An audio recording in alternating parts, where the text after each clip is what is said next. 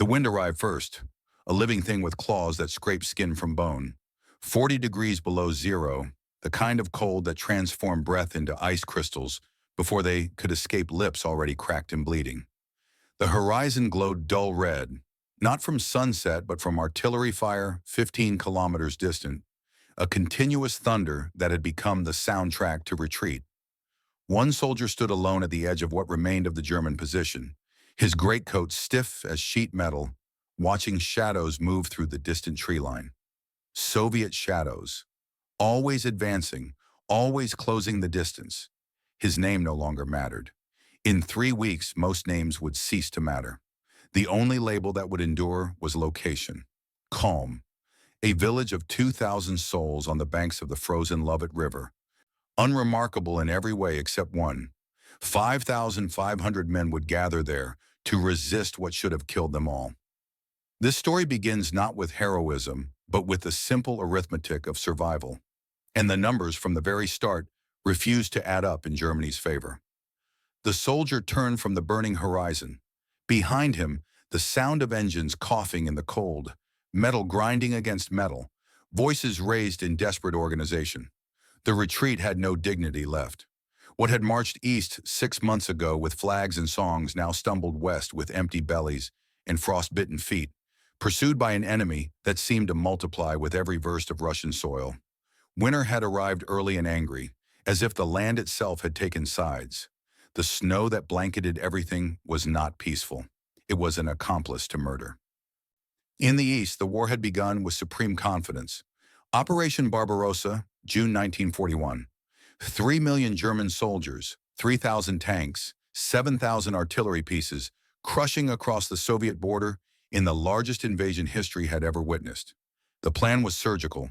Strike fast, strike deep, decapitate the communist state before autumn leaves fell. Army Group North would take Leningrad. Army Group Center would seize Moscow. Army Group South would capture the breadbasket of Ukraine. The Führer's generals promised victory in 8 weeks, 16 at most. They had not accounted for space. The Soviet Union was not France. Roads that appeared on maps dissolved into mud tracks that swallowed entire divisions. Distances that seemed manageable in Berlin stretched into nightmares of logistics. A panzer division could advance 50 kilometers in a day through Poland. In Russia, 10 kilometers was an achievement. The land fought back with geography alone. By October, the offensive had stalled in the Rasputitsa, the season of mud when rain turned the earth into a bog that consumed trucks and tanks with equal appetite. Soldiers watched vehicles sink axle deep, then chassis deep, then disappear entirely as if the ground were digesting them. Horses, thousands upon thousands, died in their traces, too exhausted to continue. The men ate the horses, then they ate the leather of their own equipment, and still Moscow remained just beyond reach, its spires visible through field glasses, mocking them with proximity. November brought false hope. The ground froze solid. Mobility returned. The advance resumed. Army Group Center pushed to within 30 kilometers of the Kremlin. Forward observers could see the flash of searchlights over Red Square. One more push, the generals insisted. One final effort before the real winter arrived. But the Wehrmacht was bleeding from 1,000 cuts. Casualties had exceeded 400,000. Replacements were frozen solid in railroad cars that couldn't reach the front. Ammunition stocks dwindled.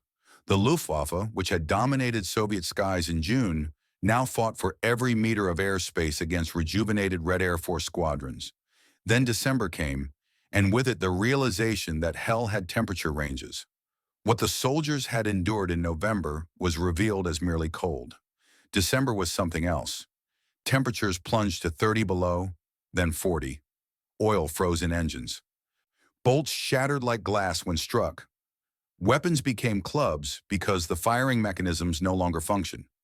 Men learned that metal touching skin resulted in flesh tearing away when separated.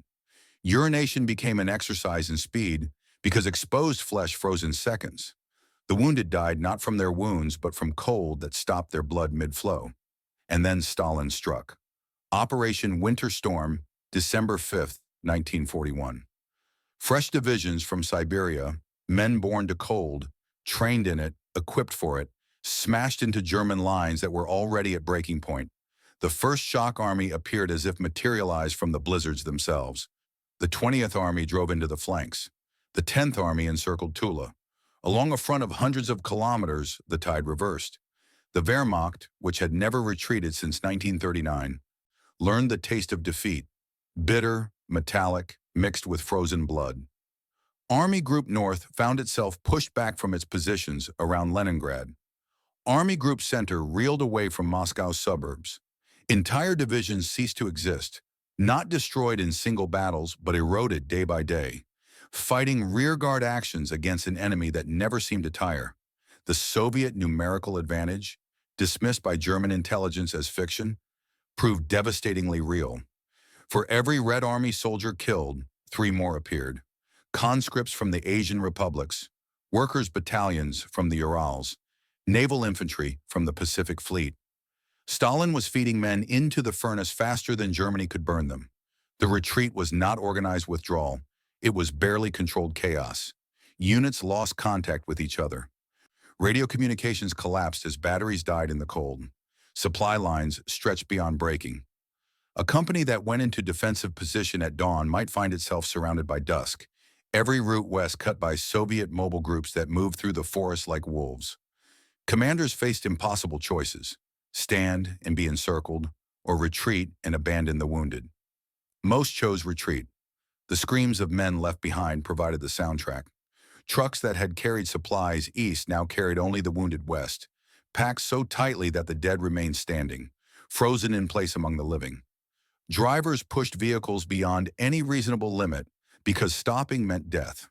When fuel ran out, trucks were abandoned where they stood, their cargo left to whatever mercy the Soviets might provide. Usually there was none. Soviet infantry had seen what the Wehrmacht had done during the advance. Payback was measured in blood. The landscape became a gallery of horrors. Burned-out vehicles lined every road. Corpses frozen in positions of agony marked the shoulders. German and Soviet mixed together in death's democracy. Entire forests stood black and skeletal from artillery fire. Villages that had housed civilians now smoldered as ruins, torched by one side or the other to deny shelter. The snow, which should have been white, was stained brown with mud, black with ash, red with what had once flowed through human veins. In this maelstrom of collapse, certain points on the map gained sudden significance, not for what they possessed, but for what they represented, the last solid ground before the flood. Kulm was such a point. The village sat at a critical junction on the Lovot River, a nexus of roads that connected the northern and central fronts. If Kulm fell, the entire logistical network feeding the Demyansk pocket would collapse. 90,000 German soldiers depended on those supply routes. Lose Kulm, lose Demyansk. Lose Demyansk, and Army Group North would disintegrate. Soviet High Command understood this arithmetic perfectly. Stalin's directive to his generals was explicit and brutal. Close the ring around Kulm. Annihilate the garrison. Let it serve as an example of what awaits the fascist invaders. 3 armies received orders to converge on this single village of wooden houses and narrow streets. The Third Shock Army under Lieutenant General Maxim Prokofiev would strike from the north. Elements of the 33rd Army would push from the east. The 188th and 391st Rifle Divisions would close from the south. In total, more than 40,000 Soviet soldiers would be tasked with destroying whatever the Germans could gather at Kulm. Into this trap stumbled the remnants of divisions that had marched confidently toward Moscow 3 months prior. The 123rd Infantry Division, reduced to 30% strength. The 218th Infantry Regiment, its companies now the size of platoons. Engineers without equipment, artillery without guns, medical personnel without supplies, headquarters staff without communication, cooks, drivers, clerks, messengers, all carrying rifles they barely knew how to use because the infantry had been bled white. They converged on Kulm not through military planning, but through the simple logic of geography. It was the last place left to go. Among them was Gefreiter Hans Cooper, 25 years old, a mechanic from Hamburg who could disassemble and rebuild any engine blindfolded, but who had never fired a shot in anger before December. His hands, which had once been gentle with machinery, were now wrapped in rags because his gloves had disintegrated weeks ago. His boots were held together with wire. His face bore the peculiar waxy pallor of early frostbite. In his breast pocket, he carried a letter from his wife announcing the birth of their daughter. He had read it so many times the creases were beginning to tear. The photograph enclosed showed a woman he barely recognized and a child he had never met. That photograph was the only warm thing left in his world. Hans had joined the Wehrmacht in 1939 with visions of seeing Paris. He had seen Paris, briefly, during the victory parade. Then the orders came for the Eastern Front. He had expected another quick campaign, another parade. What he found instead was a landscape that swallowed armies and a cold that turned men into brittle statues. His unit, the 8th Sapper Company, had been tasked with maintaining vehicles and equipment. By the time they reached Kulm's outskirts, there were no vehicles left to maintain. Only 17 men from the original company of 140 remained. Hans had become infantry by default, handed an MP-40 submachine gun, and told to fill gaps in the line. Walking beside him through the frozen twilight was Lieutenant Karl Weber, 29, a history teacher from Berlin who had taught his students about Napoleon's Russian campaign with clinical detachment. Now he was living it, and every lesson he had taught seemed like cruel foreshadowing. Weber had maintained a diary since crossing the Soviet border, initially filled with observations about landscape and culture. By December, the entries had devolved into survival notes, temperature readings, casualty counts, the color of frostbite at various stages. He wrote with a mechanical pencil because ink froze solid at -30.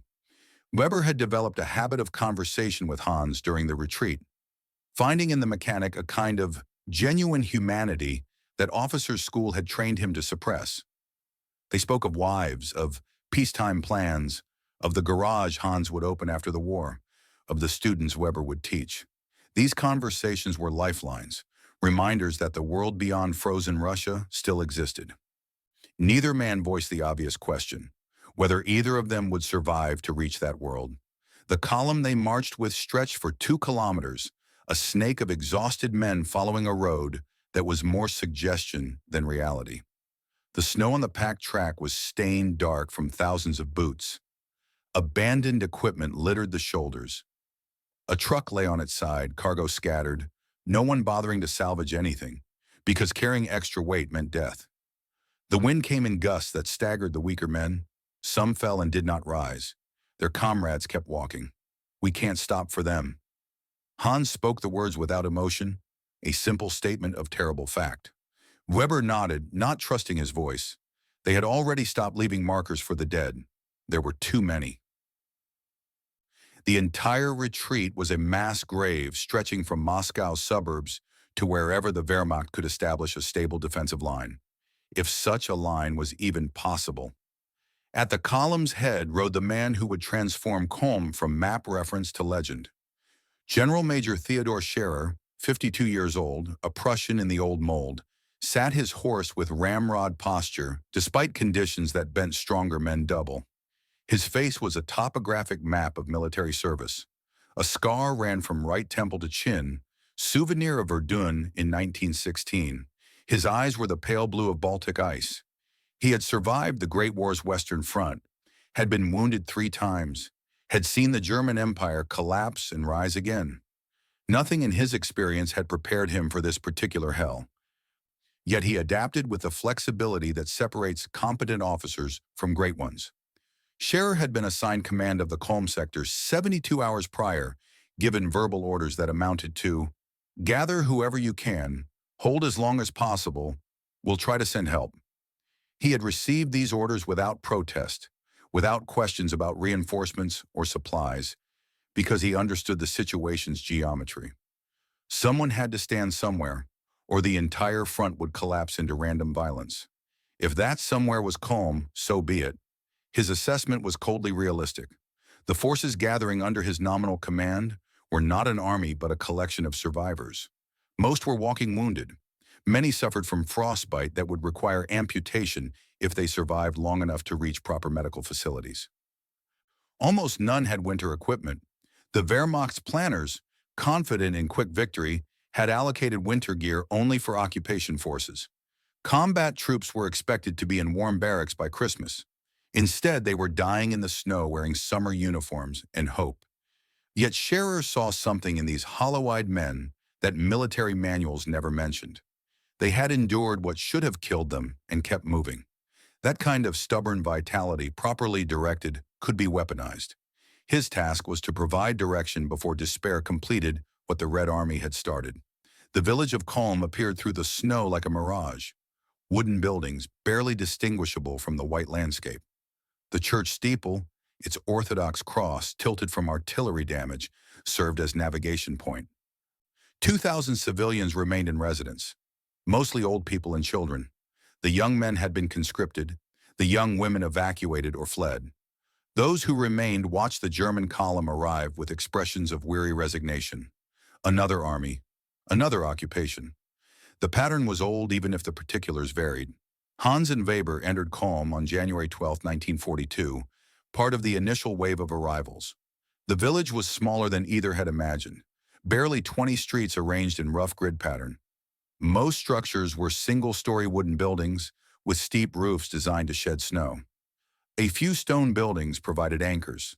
The church, the old Soviet administrative center, a warehouse complex near the river. The Lovett itself was frozen solid, 2 feet of ice over slow-moving water. Soviet forces could cross anywhere once they arrived in sufficient numbers. We're trapped already. We just don't know it yet. Weber spoke softly, standing in the village square, while Hans attempted to get feeling back into his fingers. Around them, soldiers were filing into buildings, claiming spaces, collapsing wherever shelter offered. No one was organizing billets. No one had orders. The army had dissolved into small groups of men seeking warmth and rest, the most basic human needs overwhelming military discipline. Then Scherer arrived and everything changed. He rode into the square on his exhausted horse, dismounted with deliberate care, and stood surveying the chaos with an expression that mixed assessment with determination. His aide attempted to help him, but Scherer waved him off. The old general stamped his feet to restore circulation, adjusted his coat, and began walking toward the largest building, the former Soviet headquarters. Every eye followed him, officers to me, all of them. Anyone commanding more than 10 men is an officer today. The voice carried despite wind and distance. Within 15 minutes, a motley assembly gathered in the basement of the headquarters building, lit by kerosene lamps that cast more shadow than light. 53 men, ranging from actual officers to sergeants promoted in the field to civilians with military experience. They stood in silence, waiting for this Prussian stranger to explain how they were supposed to survive what was coming. Scherer spread a map on a table that still bore Soviet propaganda posters. His finger traced the perimeter of Calm, then the approaches, then the wider region. When he spoke, his voice was matter-of-fact, delivering catastrophe as if reporting weather. The Red Army is converging on this position from 3 directions. We have perhaps 3 days before they arrive in force. Once they do, we will be surrounded. There will be no retreat, no evacuation. We stay or we die in the attempt to leave. The room absorbed this information in silence. Someone coughed, the sound unnaturally loud. Weber, standing near the back, felt his stomach hollow out. Hans, beside him, gripped his rifle so tightly his knuckles went white beneath the rags. Scherer continued, now pointing to specific buildings on the map. We fortify every structure. Basements become shelters. Upper floors become firing positions. We establish overlapping fields of fire. We stockpile ammunition in distributed caches so one hit doesn't leave us defenseless. We organize medical facilities, supply depots, command posts. We do all of this in 3 days with exhausted men and no equipment. A captain from the 123rd Division, his face bearing burn scars from a flamethrower attack, raised his hand. Herr General, with respect, we have perhaps 500 able-bodied soldiers. Against an entire Soviet army, what chance do we have? Scherer looked at the captain with those ice-blue eyes. No chance. But we don't need chance. We need time. Every day we hold here is a day the Red Army cannot exploit its breakthrough. Every Soviet soldier tied down besieging us is a soldier not attacking elsewhere. We are not here to win. We are here to not lose.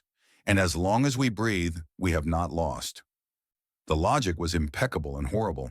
They were being asked to sacrifice themselves as a delaying action, a human barricade against the Soviet tide.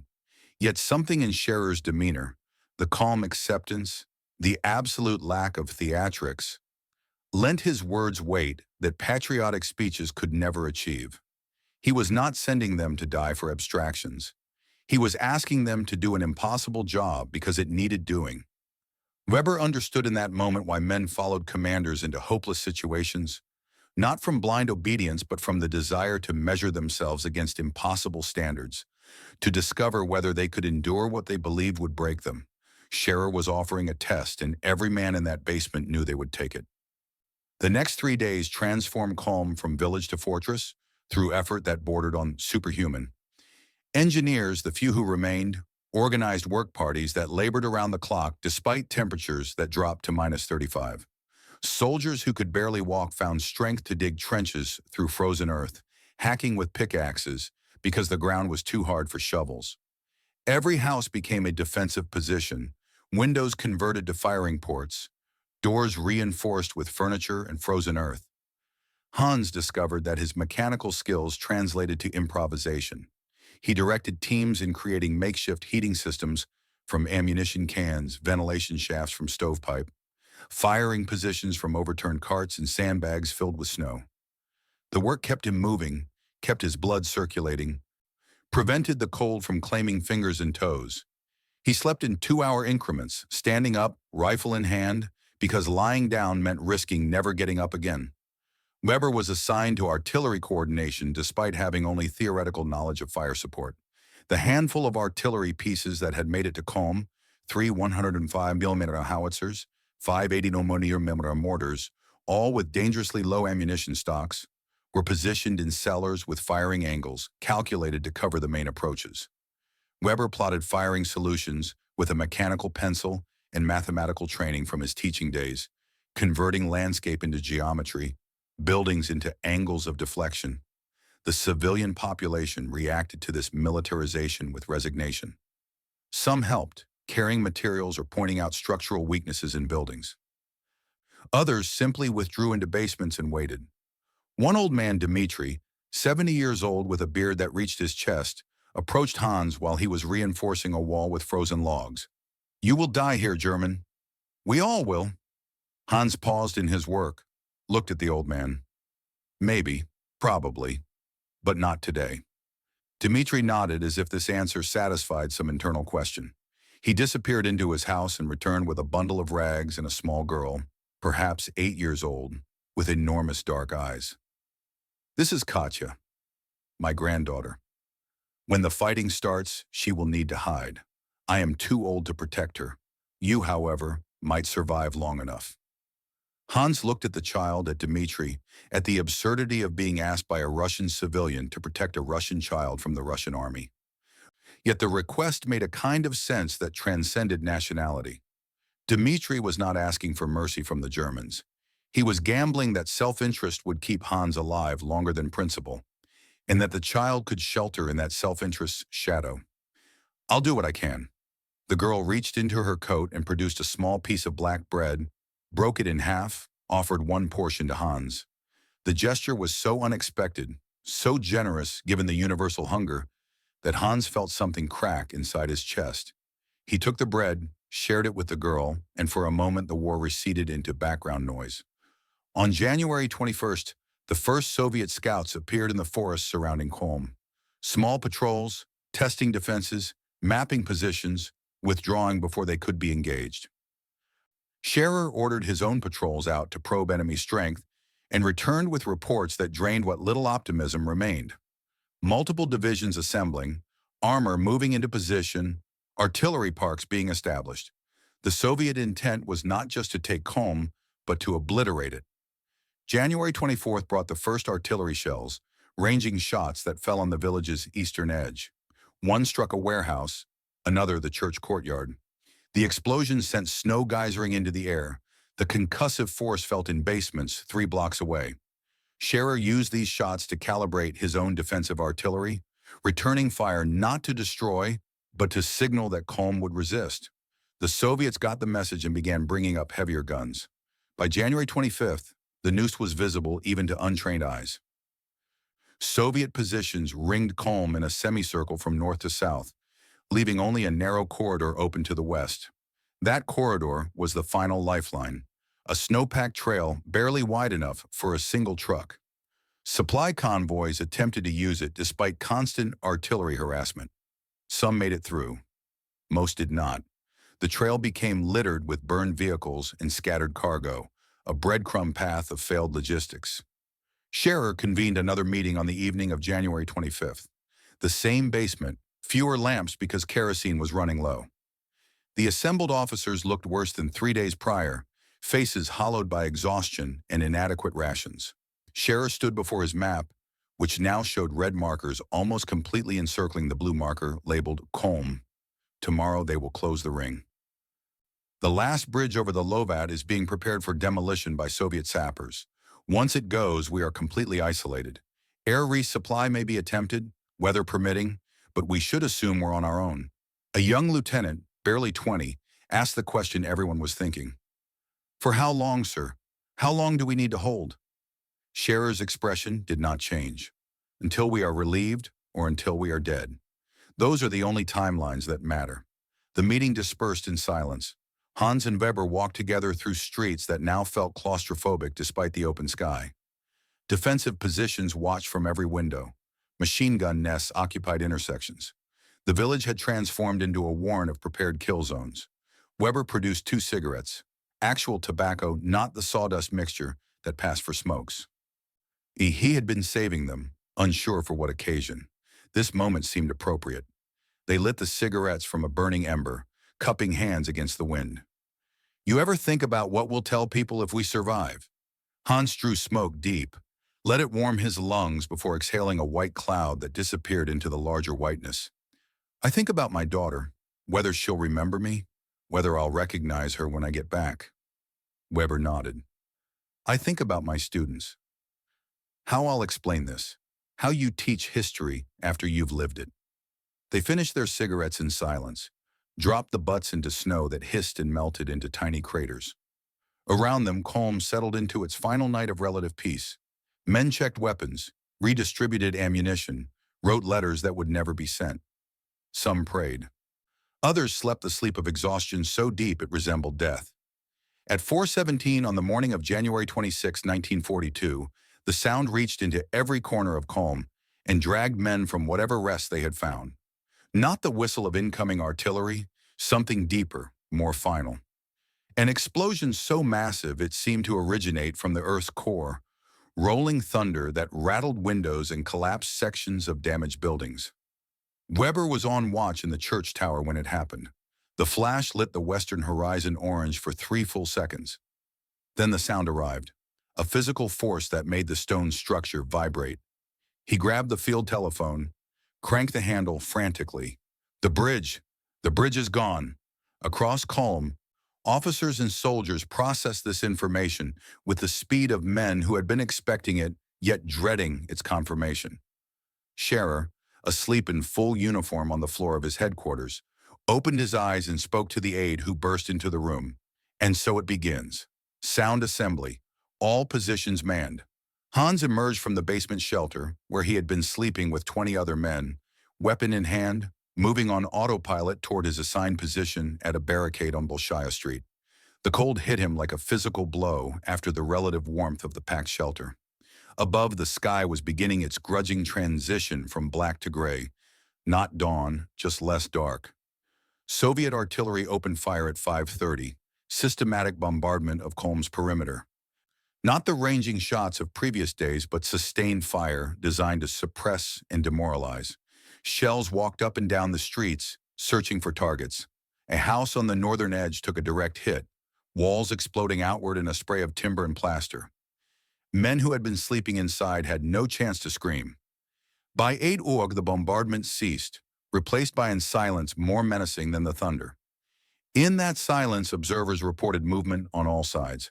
Infantry in white camouflage, dozens of them, then hundreds, emerging from tree lines and taking positions in the snow. Armor was being brought forward, T-34s grinding through drifts, turrets traversing to acquire targets. The encirclement was complete. Kulm had become an island of 5,500 souls in a sea of enemies who outnumbered them 10 to 1. Scherer toured the defenses on foot, refusing a vehicle despite the danger from snipers who were already active. He stopped at each position, spoke briefly with the defenders, asked about ammunition status, checked fields of fire. His presence was a statement. If the general exposed himself to the same risks as the privates, the general believed survival was possible. Men drew strength from this illogic. At Hans's barricade, Scherer paused longer than elsewhere. He studied the improvised fortifications, the overlapping positions, the ammunition distribution. Then he looked directly at Hans, seeming to take the measure of the young mechanic in greatcoat and rags. Good work here.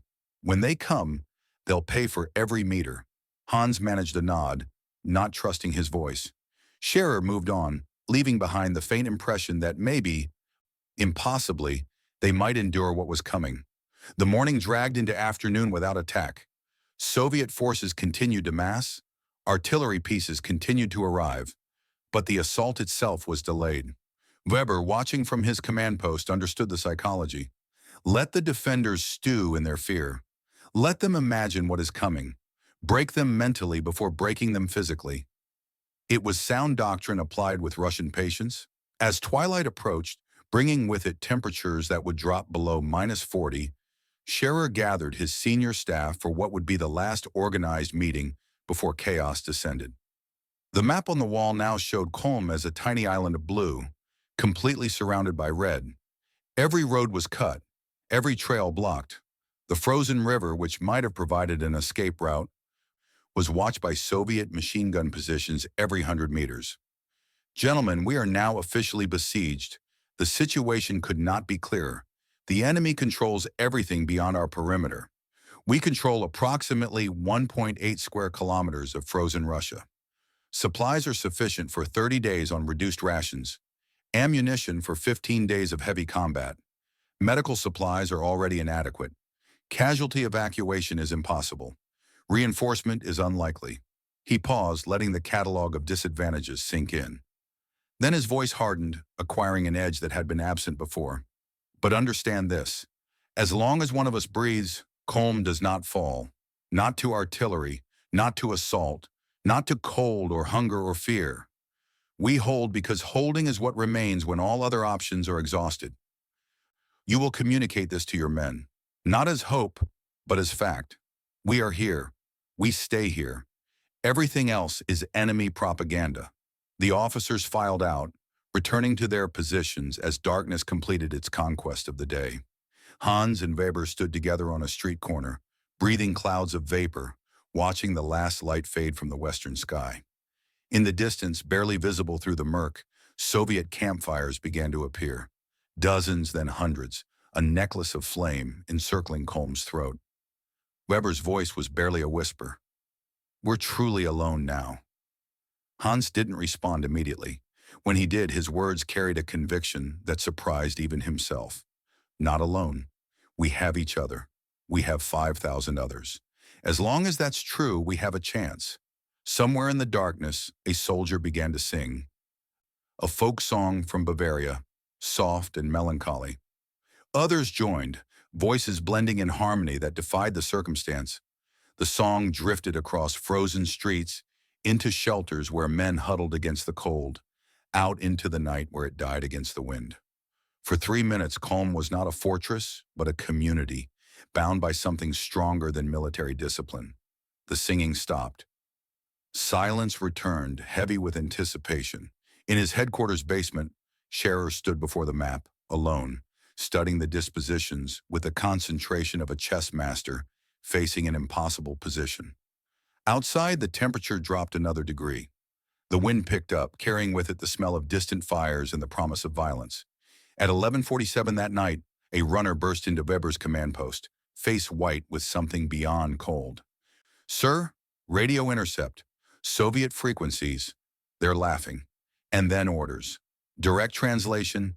Destroy the fascist viper in Kulm. Untold fascistskую gadюку в Kulmi. Weber thanked the runner, dismissed him, and sat alone in the darkness. The words echoed in his mind, stripped of rhetoric, reduced to pure intent. The Soviets were not coming to capture Kulm. They were coming to annihilate it. Every man, every structure, every trace that Germans had ever been there. He opened his diary, found the next blank page, wrote by feel because his pencil had frozen and would not mark the paper. He wrote anyway, the gesture more important than the result. January 26, 1942. The siege is complete. Kulm is now an island of ice, blood, and steel, surrounded by a red ocean that grows larger by the hour. We number 5,500. They number perhaps 50,000. We have food for 30 days. They can starve us for 300. We have ammunition for 15 days of heavy fighting. They have unlimited shells. He paused, pencil hovering over paper that remained blank because the lead would not transfer in the cold. Then he spoke aloud to the empty room, to himself, to whatever God might be listening. This is the siege that should not be survived, and yet we will try. God help us. We will try. Across Kulm, men settled into positions they would occupy for the next 100 days, though none yet understood the timescale of their imprisonment. They checked weapons one final time, redistributed ammunition, positioned grenades within arm's reach. Some wrote final letters, others simply stared into darkness, conserving strength for what dawn would bring. In a basement on Pushkinskaya Street, little Katya slept curled against her grandfather Dmitri, unaware that tomorrow the world above would transform into hell. Hans, on guard duty 50 meters away, thought of the child, of his own daughter he had never met, of all the children who deserve better than to be born into this frozen nightmare. He tightened his grip on his rifle and waited. Midnight passed, then 1 o'clock, then 2. The darkness before dawn, the coldest part of any winter night, settled over Kulm like a burial shroud. The Soviet campfires dimmed, but did not die. Artillery crews made final preparations. Infantry checked weapons. Assault groups received their orders. All around the tiny German pocket, 40,000 men prepared to crush 5,000. But in Kulm itself, something unexpected was taking root. Not hope. Hope was a luxury for people with futures. This was simpler and more powerful. Determination. The stubborn refusal to surrender that defines humanity at its most basic level. 5,500 souls, German and Russian, soldier and civilian, wounded and whole, united by geography and circumstance, into a single organism with one imperative: survive one more day. The church bell, damaged but functional, chimed 3 times. The sound carried across frozen streets, into basements, out to the perimeter positions. 3 in the morning, 4 hours until dawn. 4 hours until the Soviet artillery would begin its work in earnest. 4 hours left of peace, however cold and frightened that peace might be. Scherer, still awake in his headquarters, heard the bell and allowed himself a moment of reflection. He had fought in the Great War, had survived Verdun, where hundreds of thousands died for meters of churned mud. He had seen what modern warfare could do to human bodies and human minds. But this Kulm felt different. At Verdun, both sides had been equally miserable, equally frozen in their trenches. Here the balance was asymmetric. His men were outnumbered, outgunned, isolated in hostile territory, facing an enemy fighting for their homeland. By every military calculation, Kulm should fall in days. Yet Scherer had learned that military calculations often failed to account for the variable that mattered most: human stubbornness. And these men, exhausted and frozen and hungry as they were, possessed that quality in abundance. They had survived the retreat from Moscow. They had endured temperatures that killed by the thousands. They were still here. As long as that remained true, anything was possible. He walked to the window, looked out at his domain. Kulm, barely visible in the pre-dawn darkness, a collection of shapes and shadows that would soon become a battlefield. Somewhere in those shadows, Hans Cooper stood guard, thinking of his daughter. Karl Weber sat in his command post, unable to write because his pencil refused to mark frozen paper. Old Dmitri held his granddaughter, wondering if either would survive the week, and 4,000 others, each with their own fears and hopes and stubborn determination to see another dawn. The bell chimed again. 3:30. The darkness was absolute now, the cold at its worst. Men stamped feet, blew on hands. did what humans have always done in the face of cold and death. They endured. And in that endurance, in that simple refusal to stop, lay the seed of everything that would follow. Because calm would not fall. Not tomorrow, not in a week, not in a month. The siege that should have ended in days would stretch into 3 months of frozen hell. Thousands would die. The village itself would be destroyed, reduced to rubble and memory. But the defenders would hold day after impossible day, writing a story of survival that defied every reasonable expectation. That story began now, in the frozen darkness before dawn, with exhausted men in inadequate clothing, preparing to resist forces that should have annihilated them. It began with a Prussian general who refused to accept defeat, with a mechanic from Hamburg who had never wanted to be a soldier, with a history teacher who was learning that living history was nothing like teaching it, with an old Russian man and a little girl who had no choice but to shelter in the storm these armies had created. The siege began with that simple arithmetic: 5,500 against 50,000. 30 days of food versus unlimited time. 15 days of ammunition versus limitless shells. And one absolute conviction that transcended all calculation: we are still here. And while we remain, calm stands. The darkness began its reluctant retreat toward dawn. The Soviet artillery crews received their final orders. Infantry assault groups moved into jumping-off positions. Tank engines coughed to life, metal shrieking in the cold. Around Kulm's perimeter, 5,500 souls took deep breaths, checked weapons, and prepared themselves for what no training could truly prepare them for. The moment when the mathematics of survival would be tested against the physics of modern war. And somewhere in that frozen darkness, history was already beginning to whisper its judgment. This place, this forgotten village on a frozen river, would be remembered long after the empires that created this conflict had turned to dust. Not for victory, because there would be no victory. Not for heroism, because heroism was too grand a word for what would happen here. But for something simpler and more profound: the capacity of human beings to endure what should have destroyed them, to survive what should have been unsurvivable, to hold when every rational calculation demanded surrender. Calm, the island in the storm, the pocket that refused to collapse. The siege that should not have been survived. It was about to begin. Dawn arrived as a theory rather than reality, the sun unable to pierce clouds that hung low enough to touch the ruined buildings.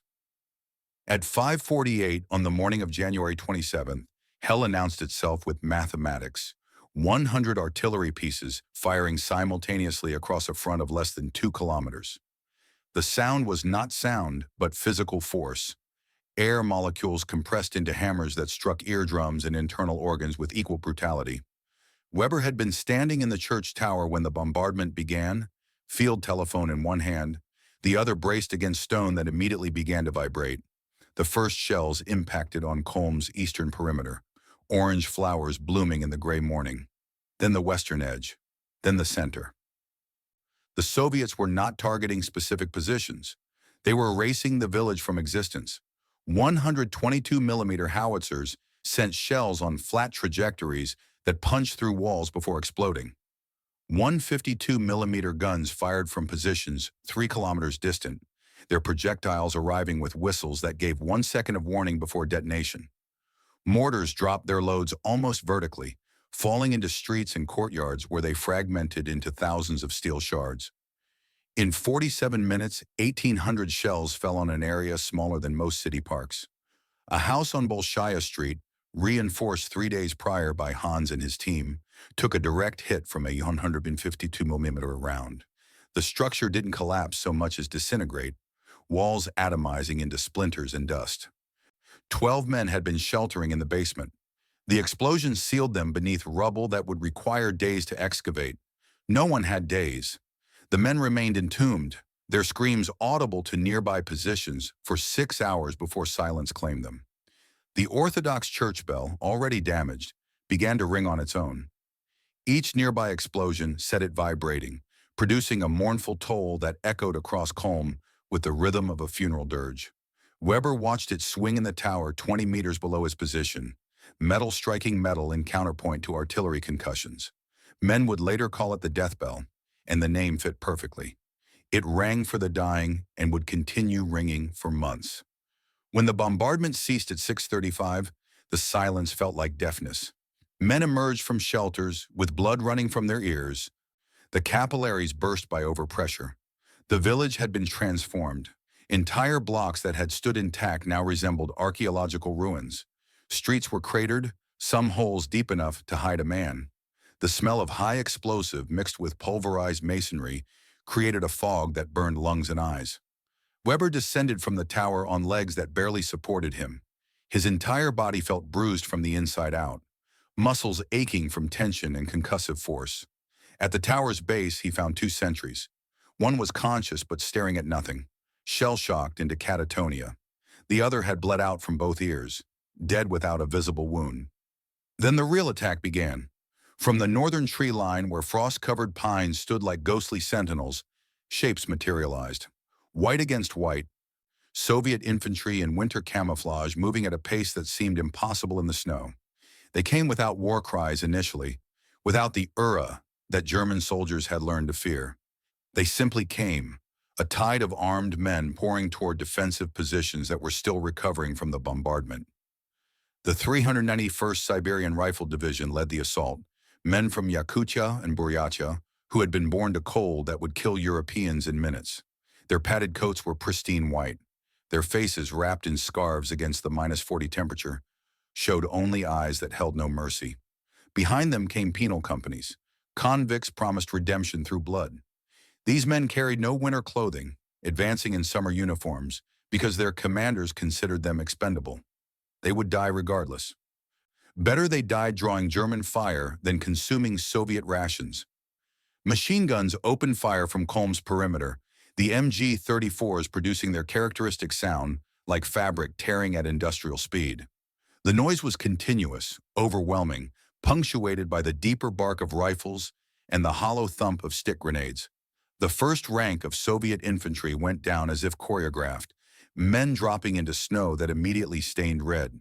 But more came behind them, stepping over bodies, sometimes stepping on bodies, their momentum carrying them forward through fire that should have stopped any attack.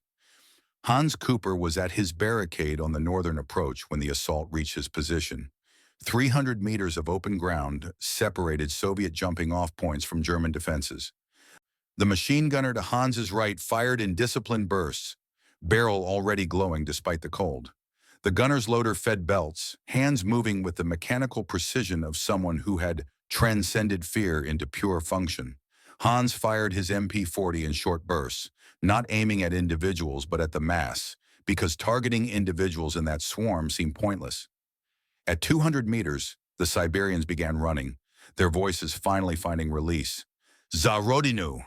Za Stalina!" The words came like incantation, transforming the attack into something beyond military operation. This was crusade, vengeance, purification. Every Soviet soldier advancing had seen what the Wehrmacht had done during the summer offensive. Burned villages, executed partisans, populations starved. Now they returned payment with interest. At 100 meters, the German fire reached its peak intensity. Men who had been conserving ammunition now fired as fast as weapons allowed. Grenades arced through the air. The machine guns switched to continuous fire. Barrels overheating despite the cold. The metal warping from sustained use.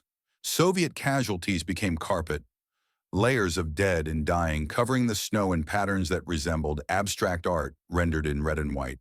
But numbers tell. For every Soviet who fell, 3 more advanced.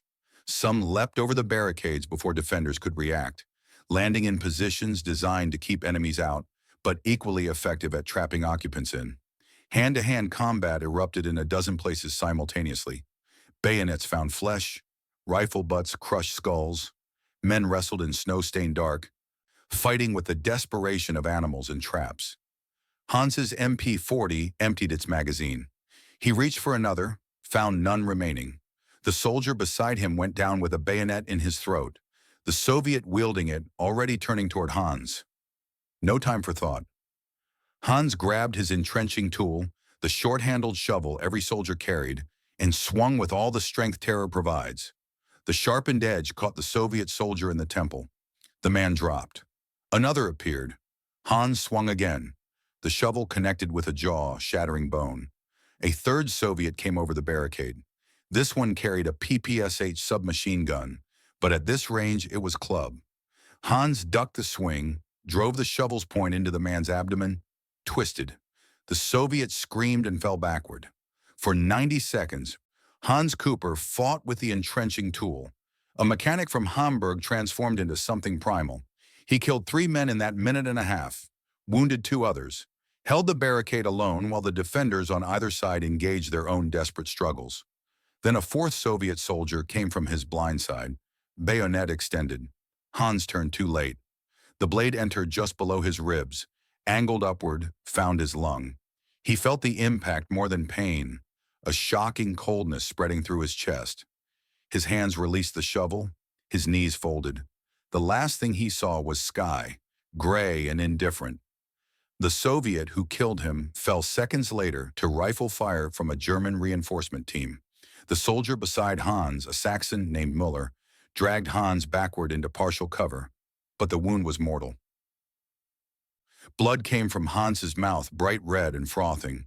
Müller held him as he died, which took 3 minutes. Hans's final words were unintelligible, lost in the blood that filled his throat. His right hand clutched something in his coat pocket. The letter, the photograph, his wife, his daughter. The assault broke at 7:30, Soviet forces retreating in disorder after penetrating German lines in 4 places, but failing to exploit any breakthrough. They left behind more than 1,000 casualties scattered across the snow, some dead, many wounded and freezing. German defensive doctrine prohibited rescue of enemy wounded. The men lay where they fell, crying for help in Russian that meant nothing to defenders who had their own casualties to address. By nightfall, the voices stopped. The cold had finished what bullets began. Weber learned of Hans's death at 8 Waring, the information delivered by a runner who had witnessed the final moments. He absorbed the news without visible reaction, filed it in the mental compartment where all losses were stored because dwelling meant breaking. But after the runner left, Weber walked to the position where Hans had died. The body had been moved to a collection point, a courtyard where the frozen dead were stacked like cordwood because burial was impossible. Weber found Hans in the 3rd row, his face peaceful despite the violent death, frost already forming on his eyelashes. The letter was still in Hans's pocket. Weber extracted it carefully, unfolded paper that crackled with cold. Read words written by a woman who would never know her husband's fate. The photograph fell out, showing mother and infant, both smiling. Weber stared at the image for a long moment, this evidence of a world beyond calm, proof that humanity continued somewhere despite everything happening here. He folded the letter, placed it and the photograph in his own coat. If he survived, he would find Hans's wife. Give her these fragments.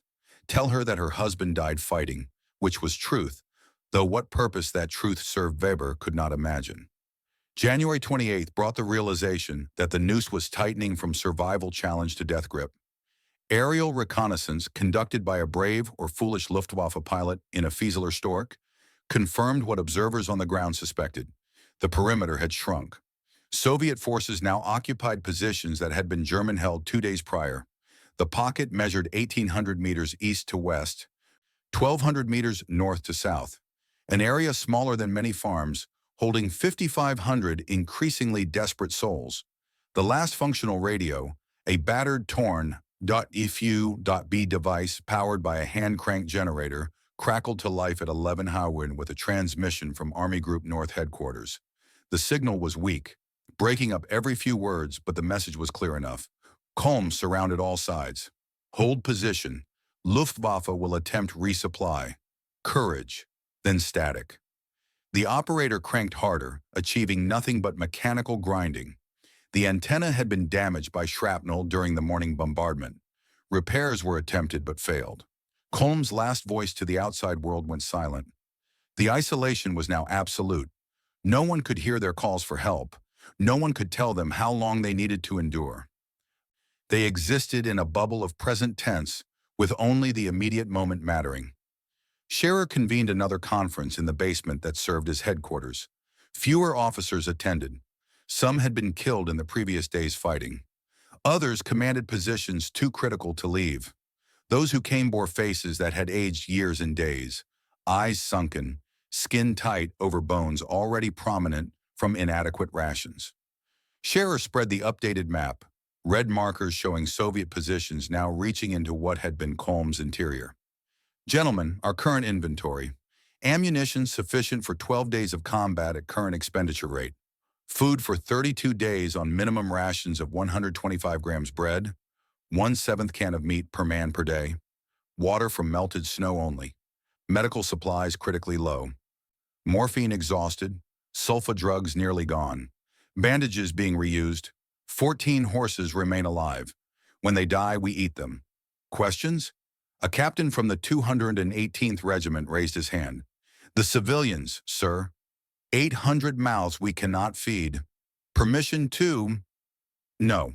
Scherer's voice cut like a blade. We do not solve supply problems by creating atrocities. Civilians receive half military rations. Children receive what their mothers can steal. This is not optimal. It is what we have. The captain sat back, expression unreadable. Around the room, other officers processed this command. Some nodded approval. Others calculated the mathematics. 800 civilians consuming food that could extend the soldier's survival by days or weeks. But Scherer had spoken, and his authority derived not from rank alone, but from the respect he commanded through example. If he said civilians lived, civilians lived. That afternoon brought an incident that crystallized the moral compromises survival demanded. A group of 10 Russian civilians, mostly women and children, attempted to leave Kulm. They gathered near the western perimeter, carrying bundles of possessions, heading for what they believed was still an open corridor to German-held territory. They were wrong. The corridor had been cut the previous night. What lay west was Soviet-controlled forest. A German sentry, an 18-year-old conscript from the Rhineland named Klaus, spotted them and called for them to stop. They either did not hear or did not comprehend. He fired a warning shot. They began running. Soviet positions 800 meters distant opened fire with machine guns, the burst accurate despite the range. 5 civilians fell immediately. The others reversed course, dragging 2 wounded, leaving 3 dead in the snow. One of the wounded was a woman in her 40s, her shawl soaked with blood from a bullet through her shoulder. She crawled to Klaus's position, pulled herself to her knees before him, spoke in Russian mixed with broken German. Ne ubivai dete, golod, don't kill children. Hunger.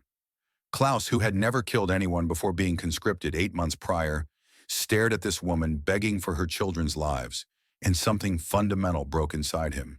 He lowered his rifle, turned his face away, and wept. Not quiet tears, but racking sobs that shook his entire frame. The woman remained kneeling, uncertain whether this was mercy or prelude to execution. Eventually, Klaus gestured for her to go, unable to speak. She limped away, supporting a child whose feet were wrapped in rags, disappearing into the ruins. Food rationing began that evening. Every soldier received his portion, 125 grams of black bread so stale it had to be softened with snow before eating. 1 spoonful of canned meat, the fat congealed into white wax that tasted of nothing. 1 cup of coffee made from roasted grain that bore no relationship to actual coffee except color. This was breakfast, lunch, and dinner combined. Men tried to make it last, eating in tiny bites, but hunger was not fooled by psychological tricks. Civilians received half this amount. Children officially received half the civilian portion. In practice, mothers shared their food with their children, meaning the women were starving fastest. Within 3 days, the first cases of malnutrition-induced hallucinations appeared. A woman reported seeing her husband, dead since summer, walking through the village. An old man insisted he smelled baking bread, following the phantom scent for hours before collapsing from exhaustion. The cold, which had been merely terrible, became actively homicidal. On the night of February 1st, the thermometer, one of 3 remaining functional instruments in Kulm, registered minus 48 degrees Celsius. At this temperature, exposed flesh froze in under 60 seconds. Exhaled breath formed ice crystals that hung in the air. Alcohol thermometers exploded from the contraction of their liquid. Men urinated into containers because going outside meant risking genital frostbite, and those containers froze solid within minutes. Frostbite progressed through Culm's garrison like a plague, selecting victims with random cruelty. Soldiers who had endured weeks of cold suddenly discovered fingers or toes that had lost all sensation. The progression was predictable. First, the skin turned waxy white, then gray, then black. Once black, the tissue was dead. Amputation became the only treatment, and amputation under current conditions meant infection, gangrene, death. Dr. Ernst Klest, one of two remaining physicians in Culm, performed surgery in a basement converted to operating theater.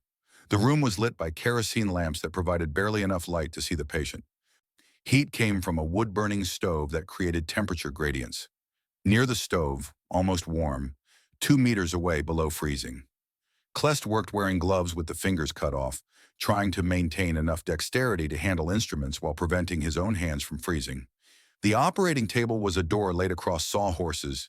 Anesthesia consisted of whatever alcohol remained in Culm's supplies, which was not much. When alcohol ran out, Klest used what remained of the morphine supply. When morphine was exhausted, patients received nothing.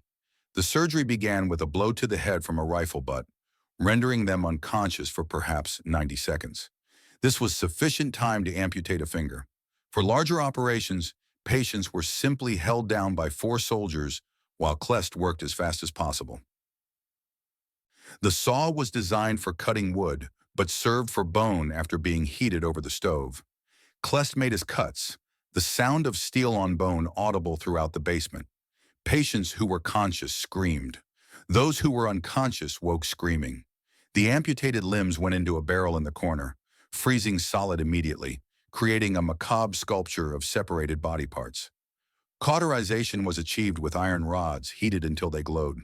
The smell of burning flesh mixed with the smell of excrement.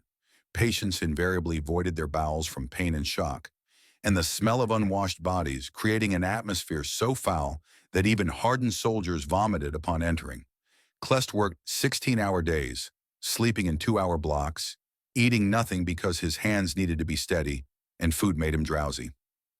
On February 3rd, his most difficult case arrived. Lieutenant Joachim von Kleist, 26 years old, a distant cousin through the extended Prussian aristocratic family networks that meant everything before the war and nothing now.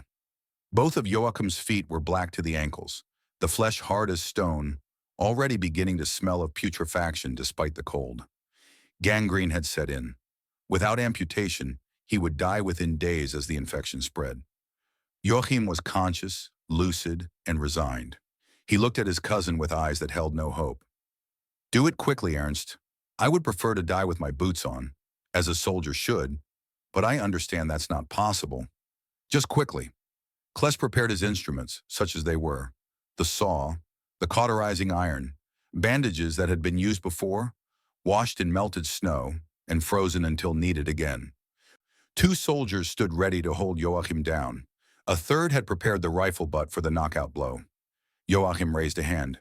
"Wait, I would like to sing. The old hymn. You remember?" Ernst nodded.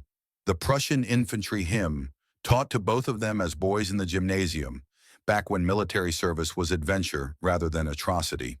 He nodded to the soldiers to wait. Joachim began to sing, his voice surprisingly strong, the German words echoing off stone walls. "Gott mit uns, Gott mit uns. God with us," the soldier's prayer sung for 300 years. The soldier swung the rifle butt. It connected with Joachim's temple, and he dropped into unconsciousness mid-verse, the song cutting off with surgical precision. Klest made his first cut below the knee, working quickly, the saw moving through flesh and bone with practiced efficiency. Blood welled, but not as much as normal.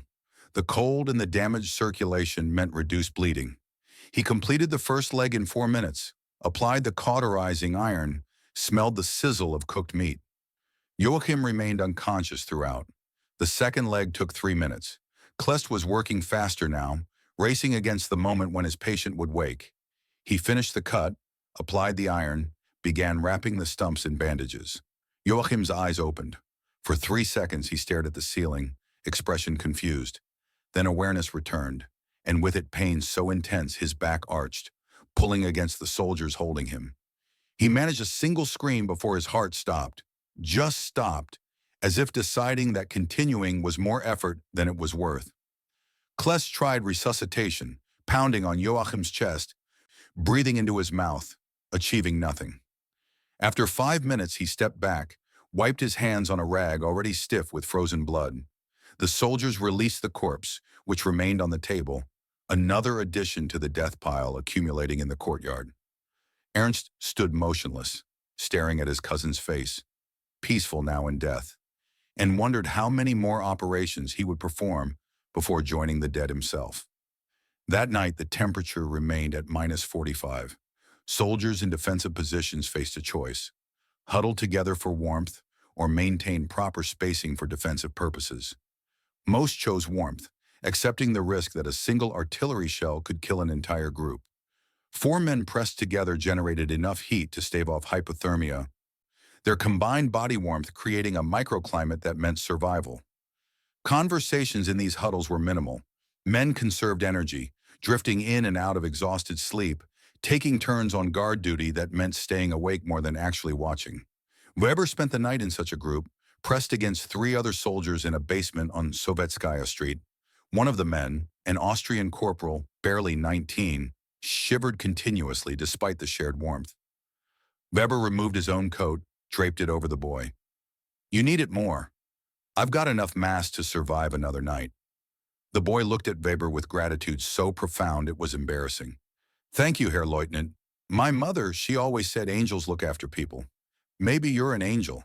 Weber almost laughed. "If I'm an angel, we're all in more trouble than I thought. Now sleep. Tomorrow will be worse." February 3rd brought the sound that transformed despair into something approaching hope, if hope could exist in -40-degree hell. At 11:18, observers heard it first as a distant hum that could have been wind or Soviet vehicles or hallucination. Then the hum resolved into engine noise, rhythmic and mechanical. A sentry in the damaged church steeple shouted words that brought every defender into the streets despite sniper danger. Flugzeug, German planes. 12 Junkers U-52 transport aircraft appeared from the west, flying low to avoid the worst of Soviet anti-aircraft fire. Their 3 engines laboring in the thin, cold air. Ice covered their wings and fuselages, accumulated despite aircrew's efforts to scrape it clear. One aircraft trailed black smoke from its left engine. They came anyway, ungainly and slow, the most beautiful sight Kolm's defenders had seen in 2 weeks. Soviet 37mm and 76.2mm anti-aircraft batteries opened fire immediately. The sky filled with black puffs of exploding shells, creating a maze of death that the transports had to navigate. Tracer rounds rose like swarms of orange insects, seeking metal targets. The Ju-52s began dropping their cargo from 800 meters, high enough to make accuracy impossible, but low enough that some containers would land inside the perimeter. The first containers fell with white parachutes that opened like flowers against the gray sky. Others were simply thrown out, burlap sacks without parachutes that plummeted and hit the snow with impacts that buried them halfway. Men poured from defensive positions, running toward the falling supplies despite machine gun fire from Soviet lines. Recovery teams organized spontaneously, groups of 20 or 30 soldiers racing across open ground with shovels and ropes.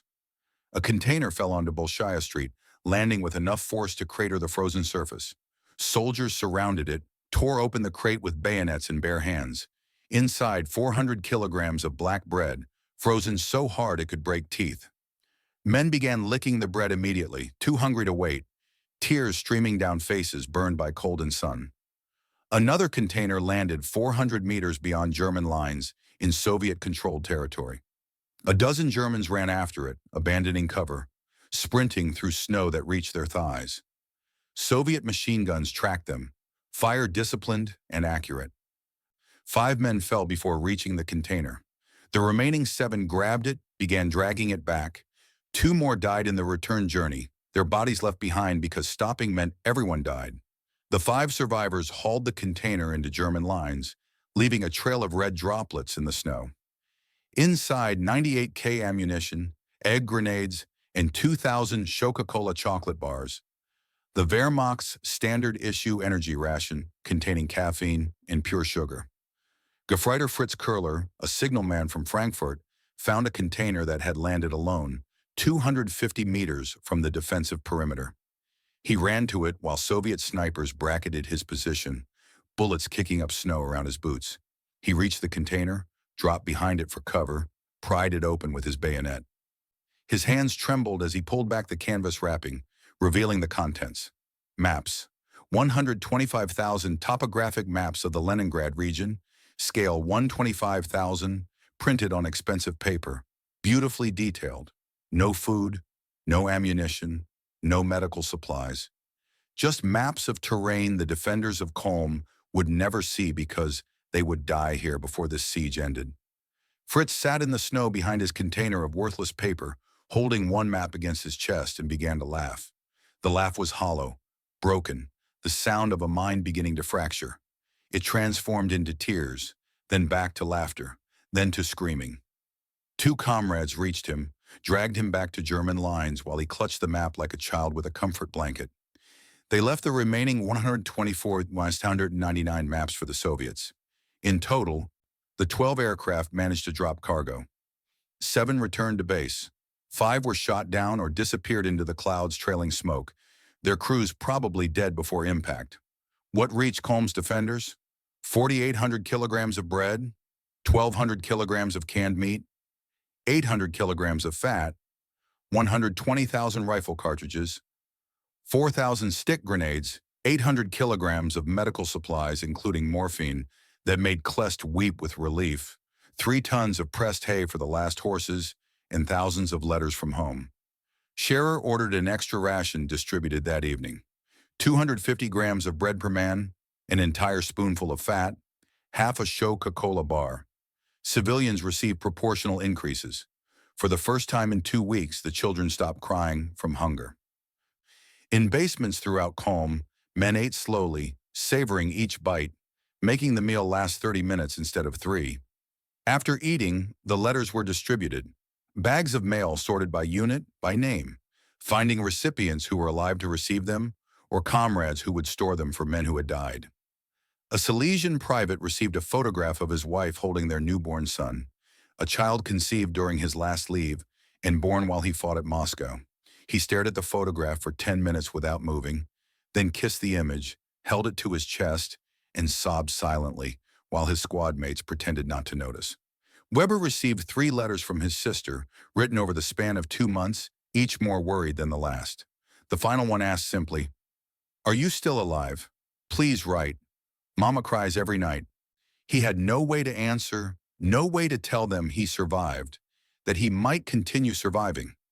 The letters were evidence of a world that continued without him, proof that somewhere people worried about his fate. This knowledge provided comfort and pain in the equal measure. Outside in the frozen darkness, the temperature dropped again. -43. The wind picked up, carrying ice crystals that cut exposed skin. But inside the shelters, for the first time since the siege began, there existed something that resembled warmth. Not physical warmth, the cold remained absolute, but warmth that came from full stomachs, from letters from home, from the knowledge that somewhere beyond the Soviet ring, people remembered Kulm and its defenders. The reprieve lasted 1 day. February 8th brought the realization that the Soviets had changed tactics. No more massed assaults against fortified positions. Instead, infiltration. Small groups of 12 to 20 men, specialists trained in urban combat, began working their way into Kulm's interior. These were not conscripts or penal battalions, but elite soldiers.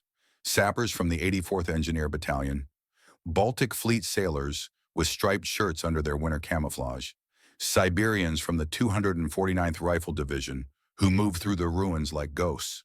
The first indication was casualties in rear area positions. A supply depot attacked, 2 guards killed silently with knives. A headquarters runner who never arrived, found hours later with his throat cut. These were not random artillery hits. This was infiltration warfare, and it meant the front line was everywhere. The distinction between safe and dangerous areas erased. At 5:47 on February 8th, Soviet artillery resumed bombardment, but now the guns were closer. Howitzers dragged forward during the night occupied positions less than 2 kilometers away. Shells arrived almost horizontally, whistling brief warnings before impact. In 23 minutes, 1,800 rounds fell on Kulm, concentrating on defensive positions identified through reconnaissance. When the barrage lifted, the assault groups came. Not in waves, but in coordinated strikes against specific buildings, tactics designed to maximize chaos and minimize exposure.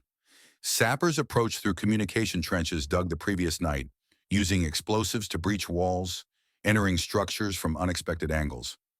Naval infantry provided covering fire while Siberians moved through buildings with speed that seemed supernatural. The fighting immediately became intimate and brutal. At the corner of Sadovaya Street, Gefreiter Wilhelm Kohl crouched behind an overturned refrigerator that provided marginal cover. He heard movement, saw a white-clad figure appear 3 meters away. Training took over. He fired from the hip with his MP-40, 3 rounds that caught the Soviet in the chest. The man fell. Another was already coming, launching himself at Kohl with bayonet extended. Kohl blocked with his rifle, the bayonet missing his face by centimeters. The 2 men grappling in the frozen street. The Soviet was stronger, driven by rage or ideology or simple combat fury. He drove Kohl backward, slamming him into a wall hard enough to stun. The world spun. The Soviet raised his rifle for the killing blow. Then Hans Stucker appeared at a basement window, his own bayonet driving through the Soviet's neck from behind. Blood sprayed across Kohl's face, hot and red, the first warmth he had felt in days. The Soviet collapsed on top of him, dead weight that had to be shoved aside. At house number 14 on Pushkinskaya Street, Oberleutnant Kurt Seidlitz defended the ground floor with 4 men. Soviet assault troops entered through the back window, breaking glass and wood with the butts of their rifles. The combat lasted 7 minutes in an area less than 10 square meters, small enough that combatants could not miss. Furniture became weapons and obstacles. A table split in half from a burst of PPSH fire. Herbert Lang, one of Seidlitz's men, took rounds to the abdomen, fell holding his intestines with both hands, trying to stuff them back inside. A Siberian stepped on Lang to reach the next offender. Seidlitz fired his Walther P-38 pistol point blank, 3 shots into the attacker's chest at a range where missing was impossible. The Soviet fell on top of Lang, his weight suffocating the wounded man who was already dying. When the smoke cleared and the last Soviet retreated, only Seidlitz remained standing, his uniform soaked in blood that belonged to 4 different men. Lang was dead, crushed beneath the enemy he had been fighting. Seidlitz stood there for 5 minutes, unable to process survival, before his legs gave out and he collapsed. On Sovetskaya Street, house number 27 became the site of the most absurd combat Kulm had yet witnessed. Germans occupied the basement and attic.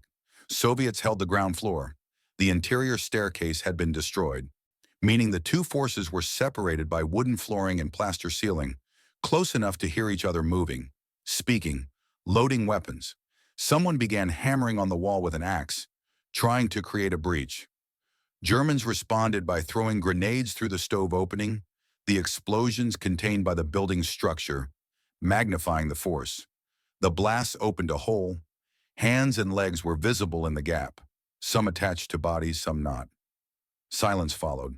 Then a voice from the Soviet side, speaking German with heavy accent. Dave Nemci, stavaites, vise ravno pogibnet. Come on, Germans, surrender, you'll die anyway. From the German basement, a response equally weary.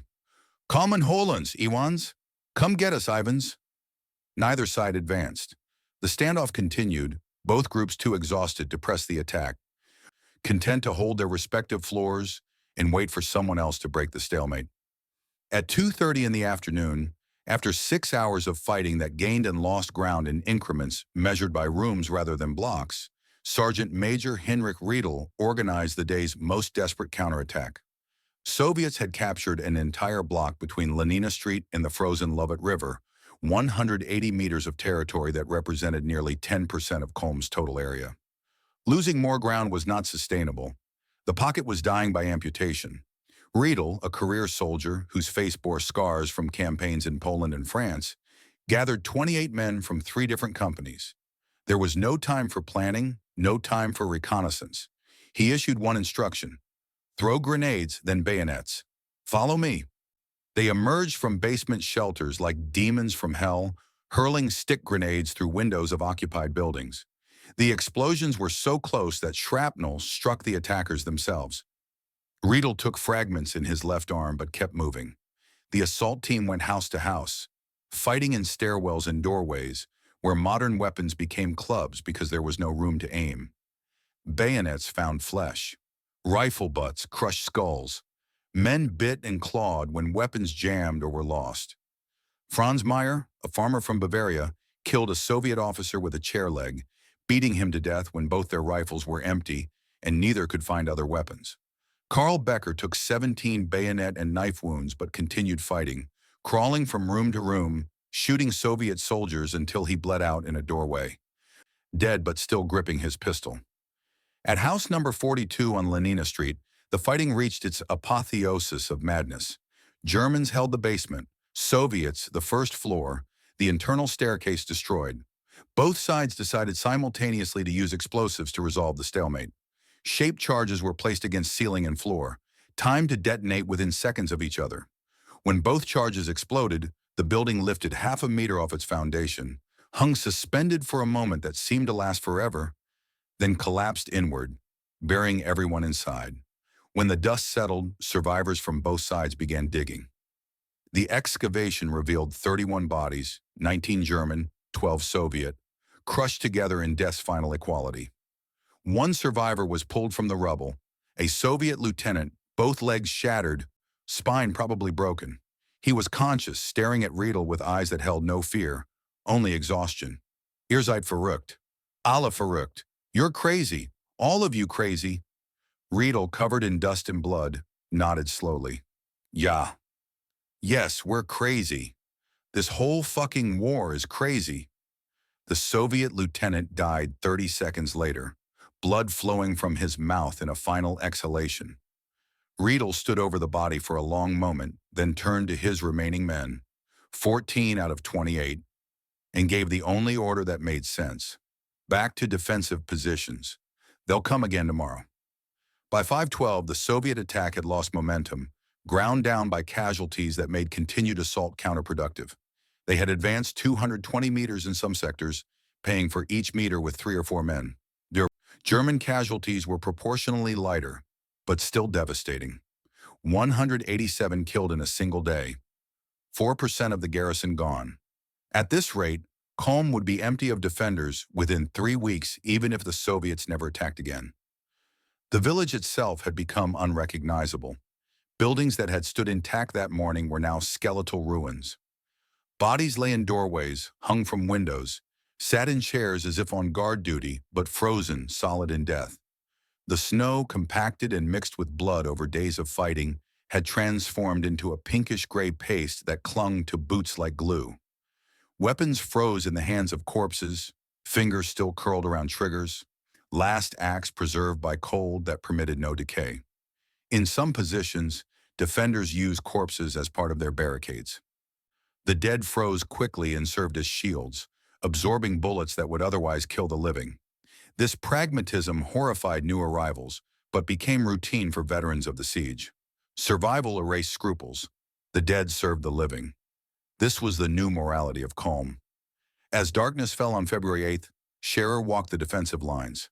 His face showed strain for the first time, exhaustion breaking through the Prussian mask.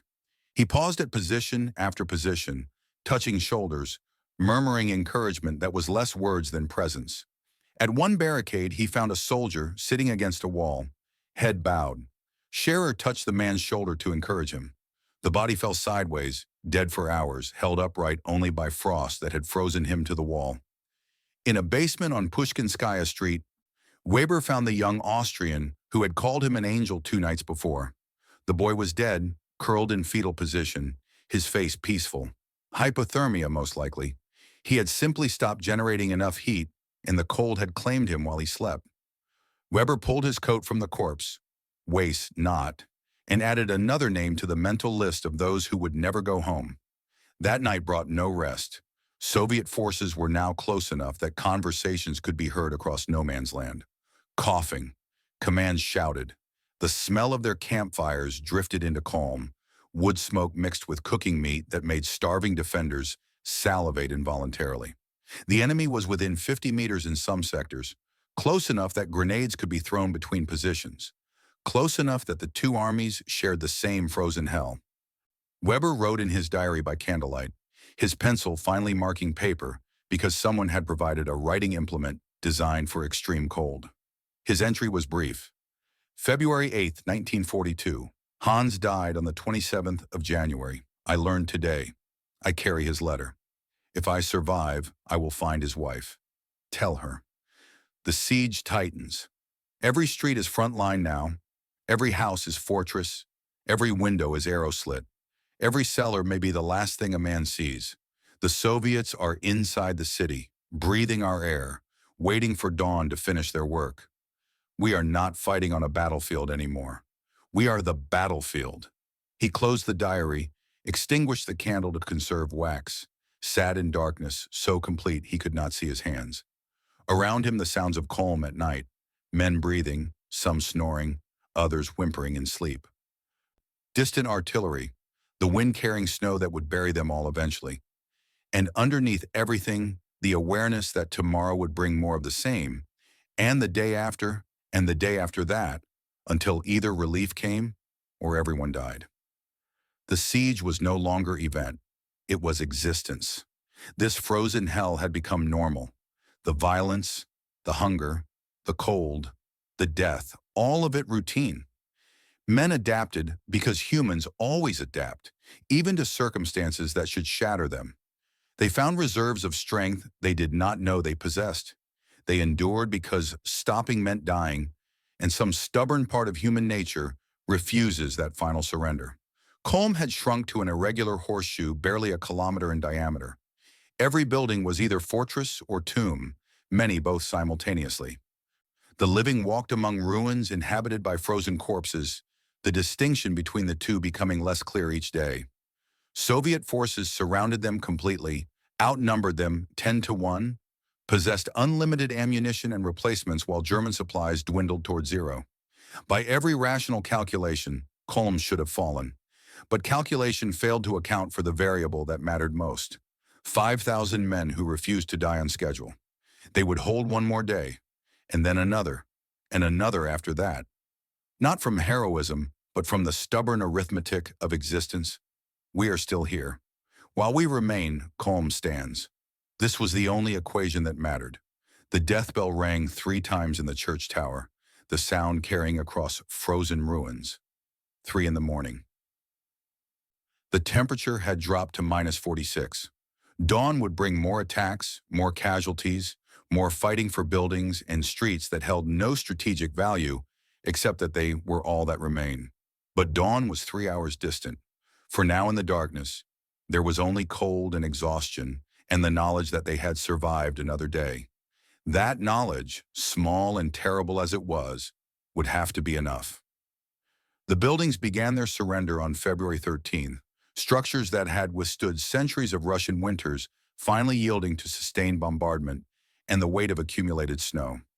A roof on Lenina Street collapsed at dawn, crushing 3 soldiers who had been sleeping in what they believed was shelter. The collapse made no dramatic sound, just a prolonged creak followed by the muffled crump of timber and bodies compressed together. Rescuers arrived within minutes, but could only dig out corpses, faces peaceful, death instantaneous. By midday, 2 more buildings had failed, their wooden frames stressed beyond tolerance. The pattern accelerated.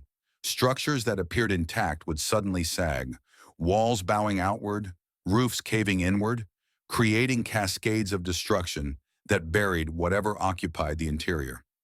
Soldiers began sleeping in the open despite the cold, calculating that hypothermia was slower than being crushed. The village was consuming itself, transforming from fortress to tomb without enemy action required. The starvation reached new depths. Official rations had been reduced again, 100 grams of bread per soldier per day, the equivalent of 2 slices. Civilians received 50 grams. Children received whatever their mothers could steal or beg, which was almost nothing.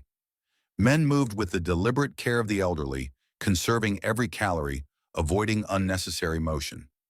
Speech became economical, words rationed like ammunition. Soldiers lay motionless for hours, burning minimal energy, existing rather than living. Hallucinations became common. A grenadier from Saxony insisted he could smell his grandmother's kitchen, roasting pork and potatoes, the aroma so vivid he followed it through 3 blocks of ruins before collapsing from exhaustion. A machine gunner reported seeing a full banquet table in the middle of Bolshaya Street, complete with roasted goose and fresh bread, candles burning despite the wind. He walked toward it, reaching, before his loader tackled him to prevent him from exposing himself to sniper fire. The table vanished when he hit the ground. Weber discovered a new symptom in himself: time dislocation. He would be standing at one position, then find himself at another with no memory of walking between them. Hours disappeared into blank spaces in his awareness. He compensated by writing everything down, maintaining his diary with fanatical precision, using the act of recording events as proof they had occurred. February 14th, temperature -41. 3 buildings collapsed. 73 men died yesterday from all causes. We have food for 22 more days. Then what? No one discusses then what. The horses, those majestic animals that had pulled artillery and carried officers, were slaughtered one by one as they weakened. Each death was treated as ceremony because horse meat represented survival measured in days. The butchering happened in the courtyard of the old Soviet administrative building, the only space large enough and with drainage that functioned. Men gathered to watch, faces hollow, eyes tracking every cut the butcher made. When the 10th horse was killed on February 16th, its meat was distributed immediately because storage meant theft. 2 kilograms of horse meat per 10 soldiers. The portions were weighed on a scale salvaged from the village store. Accuracy demanded because shortchanging anyone might trigger violence. Soldiers devoured their portions raw, too hungry to wait for cooking, chewing the frozen flesh until it softened enough to swallow. Blood ran down chins, staining beards, a macabre parody of feast. The psychological deterioration manifested in unpredictable ways. A corporal from Hamburg, a baker in civilian life, began kneading imaginary dough in the corner of a basement, working invisible ingredients with the focused concentration of someone at their craft. His squad mates let him continue because the activity seemed to comfort him. He kneaded for 6 hours before stopping, looking at his empty hands with confusion, then weeping. Another soldier, a Bavarian whose name no one remembered, claimed his dead wife was walking through Culm, calling for him. He heard her voice clearly, he insisted, speaking his name in the darkness. His comrades heard nothing. He began leaving his post at night to search for her, wandering through ruins, calling back. On the 3rd night, he didn't return. His body was found at dawn near Soviet lines, throat cut, whether by enemy or his own hand unclear. Weber witnessed a fight over crumbs. 2 soldiers who had been friends since training, now grappling in the snow over bread fragments that totaled perhaps 10 grams. They fought with the intensity of mortal enemies, punching and choking until separated by others. Both sat afterward, weeping, horrified by what hunger had reduced them to. Neither apologized. Apology required energy they no longer possessed. Yet through this dissolution, Scherer maintained his ritual. Every day, regardless of artillery or temperature or exhaustion, he walked the defensive perimeter. Not inspecting, there was nothing left to inspect, but simply being present, letting defenders see him, touch him, confirm that commands still functioned, even if nothing else did. He stopped at each position, made eye contact with each man, sometimes speaking, often not. His presence communicated what words could not. You are not alone in this hell. At one position on February 18th, Scherer found a soldier sitting against rubble, staring at nothing. The general crouched beside him, joints protesting the movement, and simply sat. 5 minutes passed in silence. Then the soldier spoke, voice barely audible. Why do we keep fighting, Herr General? What's the point when we're all going to die here anyway? Scherer considered the question with the seriousness it deserved. Because dying tomorrow is not the same as dying today, and we are not dead today. The soldier thought about this, then nodded once. Scherer stood, patted the man's shoulder, and continued his rounds. Behind him, the soldier picked up his rifle, checked the action, and returned to watching his sector. The exchange had taken 90 seconds. Those 90 seconds might have saved the man's life by giving him reason to continue. The civilians suffered worse than soldiers. They had no military discipline to structure their days, no mission to provide purpose, nothing but survival stripped to its most basic form. Russian families huddled in cellars, sharing body heat, consuming their own reserves until no reserves remained. The old died first, metabolism unable to compensate for caloric deficit. They went peacefully usually, falling asleep and not waking, bodies discovered only when they began to stiffen. Old Dmitri lasted until February 20th. Weber found him in the basement where he had been sheltering with Katya.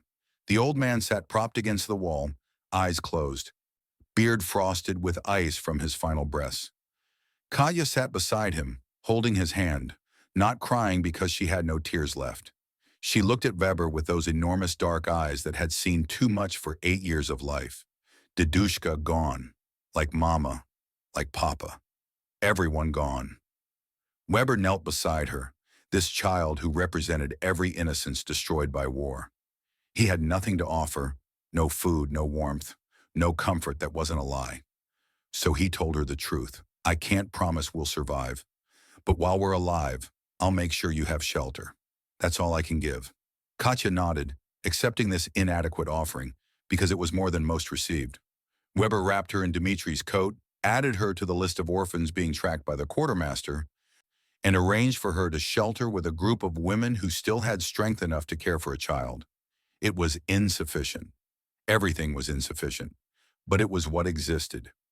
February 21st brought the night when psychological endurance began fracturing on massive scale. At 11:11, precisely timed as if Soviet commanders understood the power of specific moments, a single rifle shot cracked through the darkness.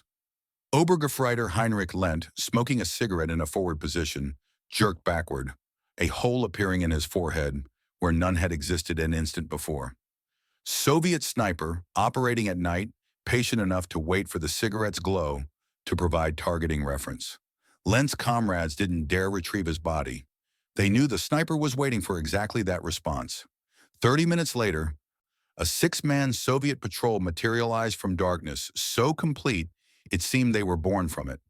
They cut wire with shears wrapped in cloth to silence the snapping, threw 2 grenades through the window of a house sheltering 12 Germans, and vanished before return fire could be organized. The grenades detonated in an enclosed space, the overpressure alone enough to kill. Bodies were unrecognizable, reduced to constituent parts scattered across walls and ceiling. The survivors from adjacent buildings heard the explosion, but could do nothing except wait for dawn and hope they weren't next. At 1:40, the loudspeakers started, mounted on sleds 800 meters from German lines, powered by generators that hummed like insects. They broadcast at volume that carried across the entire pocket. First came music, a Russian waltz, melancholy and beautiful. The kind played at dances before the world went insane. The melody drifted through ruins, into basements, wrapping around soldiers trying to sleep, impossible to ignore or escape. Then the voice, female, young, speaking German with perfect pronunciation, and an accent that could have originated anywhere from Berlin to Vienna. Her tone was gentle, almost motherly, the voice of someone who cared deeply about the listener's welfare. Soldaten der Wehrmacht, you have been abandoned. Your commanders have fled. Your Führer has forgotten you. Berlin celebrated Christmas while you froze. There is no help coming, no rescue, no relief. You will die in calm, every one of you, for a cause that no longer exists. But it doesn't have to be this way. The voice paused, letting silence emphasize the message, then continued. Softer now, intimate. Come to us. Bring your weapons or leave them, we don't care. We have hot food, real bread, tea with sugar, warm barracks, medical care. And after the war ends, we will send you home. To your wives, your children, your mothers who pray for you every night. All you must do is walk west. We won't shoot. We promise. Just walk toward the lights and this nightmare ends. The broadcast repeated for 3 hours. The same message in slightly varying form, interspersed with music that made homesickness a physical pain in the chest. In some shelters, soldiers began to cry. In others, men put hands over their ears, humming to block the sound.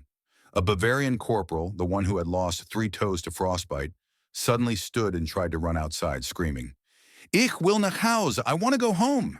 His squad mates tackled him, brought him down hard enough to knock the wind from his lungs. They tied his hands with bootlaces, gagged him with a rag to muffle the screaming that wouldn't stop. He thrashed for 10 minutes before exhaustion claimed him. They left him bound because releasing him meant risking another attempt. By morning, he had lost his mind entirely, staring at walls, speaking to people only he could see. At 3:05, a new sound joined the symphony of psychological assault. Shovels striking frozen earth, hundreds of them, rhythmic and relentless. The Soviets were digging approach trenches, advancing their lines meter by meter under cover of darkness. The sound was worse than artillery because artillery was impersonal. This was deliberate, methodical, patient. The sound of doom approaching one shovelful at a time. Tack, tack, tack, like a clock counting down the hours remaining. In a basement on Pushkinskaya Street, Katya suddenly began screaming. Not the scream of a frightened child, but something primal, a sound no human should make. The women tried to comfort her, but she fought them, pointing at the corner where a soldier's corpse had been leaning against the wall for 3 days, too frozen to move, the ground too hard to bury. Rats. She saw rats eating the corpse's face, their teeth scraping flesh from bone, whiskers twitching as they fed. The scream echoed through the basement, out into the street, carrying farther than seemed possible. Within minutes, a Soviet mortar shell fell on that location, zeroing on the sound. The basement entrance collapsed, burying everyone inside. Soldiers from adjacent positions attempted rescue, but the rubble was frozen solid, impossible to shift without equipment they didn't possess. They heard muffled voices for perhaps 30 minutes, then silence. 27 people died in that basement, 14 soldiers, 12 civilian women, and Katya, the little girl with enormous eyes who had shared her bread with a German mechanic before the world collapsed. Weber learned of her death at dawn. He had promised to protect her, had made a commitment knowing it was probably empty, and now she was dead because he couldn't control rats or Soviet mortars or any of the 1,000 variables that killed in siege warfare. He added her name to the mental list that grew longer each day. Another failure in a campaign of failures. Another innocence destroyed. The nights continued in this pattern. Snipers picking off the careless, infiltration patrols probing for weakness. Loudspeakers promising salvation that everyone knew was lies, yet couldn't help but imagine. The digging sounds growing louder as Soviet trenches crept closer. And through it all, the cold that never relented, killing as effectively as bullets, just slower, more certain. February 26th brought intelligence that transformed despair into something resembling possibility. Though possibility seemed too strong a word for the situation. A Luftwaffe reconnaissance flight, risking Soviet fighters and anti-aircraft fire, photographed German forces moving toward Kulm from the west. The 5th Jaeger Division, the 122nd Infantry Division, elements of SS Totenkopf, all advancing through territory the Soviets had considered pacified. The relief operation had begun. Scherer convened his officers to share this information. The basement headquarters was colder than outside now, heat from bodies insufficient to warm stone walls. The assembled officers looked more like concentration camp survivors than military men, uniforms hanging on frames that had lost 20 or 30 pounds, faces gaunt, eyes sunken. But when Scherer spread the map showing German forces 50 kilometers away and advancing, something flickered in those dead eyes. Not hope. Hope required energy, but perhaps interest in continued survival. Relief forces are advancing. They face determined Soviet resistance and must fight for every kilometer. Current estimates suggest they could reach us in 7 to 10 days. Possibly sooner if weather improves. Possibly never if Soviet reinforcements arrive first. Our task remains unchanged. Survive until relief arrives or until we cannot survive any longer. A lieutenant from the 123rd Division, his face bearing burn scars from fighting in January, raised a skeletal hand. Herr General, We have food for perhaps 12 more days, ammunition for 4 days of heavy combat. If relief takes 10 days, mathematics suggests we'll be dead when they arrive. Scherer looked at the lieutenant with those ice-blue eyes that had witnessed Verdun, that had seen impossibility before, and survived it. Then we reduce rations further. We conserve ammunition. We fight with bayonets and bare hands if necessary. The relief forces are moving. While they move, we hold. This is not negotiable. But Scherer knew the mathematics as well as the lieutenant. The garrison numbered approximately 3,800 now, reduced from 5,500 through combat losses, disease, starvation, and cold. At current attrition rates, they would lose another 100 men per week even without major combat. Food stocks were critically low. Medical supplies were exhausted. The only morphine remaining was extracted from the dead. Their bodies searched before they froze solid. Sulfa drugs had run out in early February. Bandages were reused until they disintegrated. The inventory conducted that day revealed the stark numbers. 400 kilograms of horse meat from the last 3 horses, slaughtered February 24th. 180 kilograms of bread so moldy it was more green than black. No fat, no sugar, no coffee substitute, no tobacco.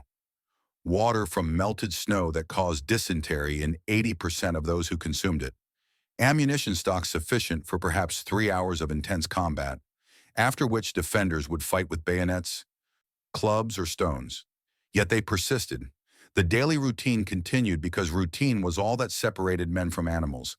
Sentries maintained watch despite knowing Soviet snipers hunted them. Work parties cleared rubble, even though cleared spaces would fill again with the next bombardment. The wounded received care despite absent supplies, doctors doing what they could with boiled water and prayers. Life, such as it was, continued. Weber's diary entries became shorter, conserving paper and pencil lead, both irreplaceable. February 27th. Relief forces 50 kilometers away. We have food for 11 days. If they arrive on day 12, we'll be too weak to fight beside them. If they arrive on day 15, we'll be dead. Everything depends on speed we cannot control. February 28th. Temperature -38. Warmer than last week, but still deadly. Found soldier frozen in sitting position, rifle across his lap, eyes open. Dead for hours, perhaps since last night. Used as decoy by his squad to draw sniper fire. This is what we've become. March 1st. Heard artillery from west. Heavy caliber, German 150 mm or 150 mm by sound. Relief forces engaging. They're coming. We need to last 5 more days. Maybe 4, maybe 6. No one knows. We eat horse meat raw because cooking fuel is gone. It tastes of nothing. Everything tastes of nothing.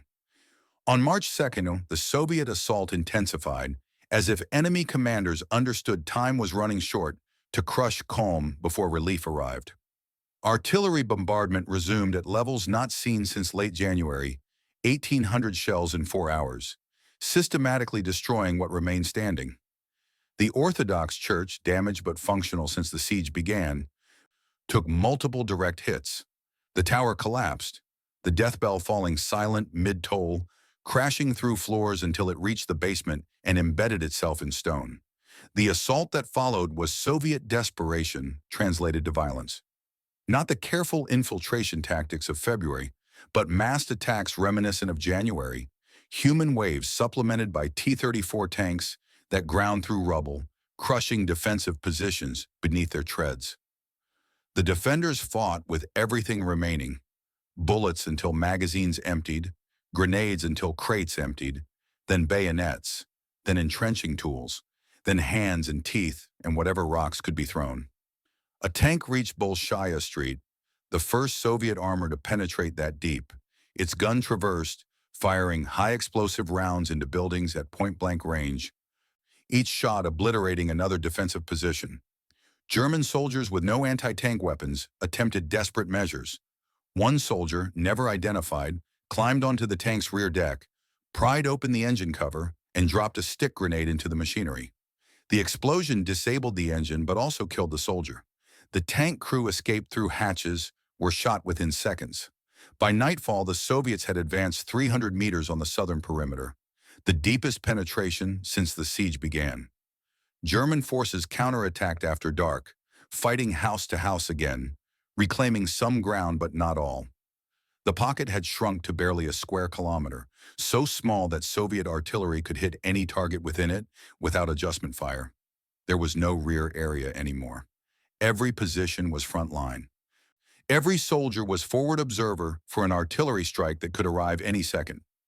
March 3rd brought the sound of salvation.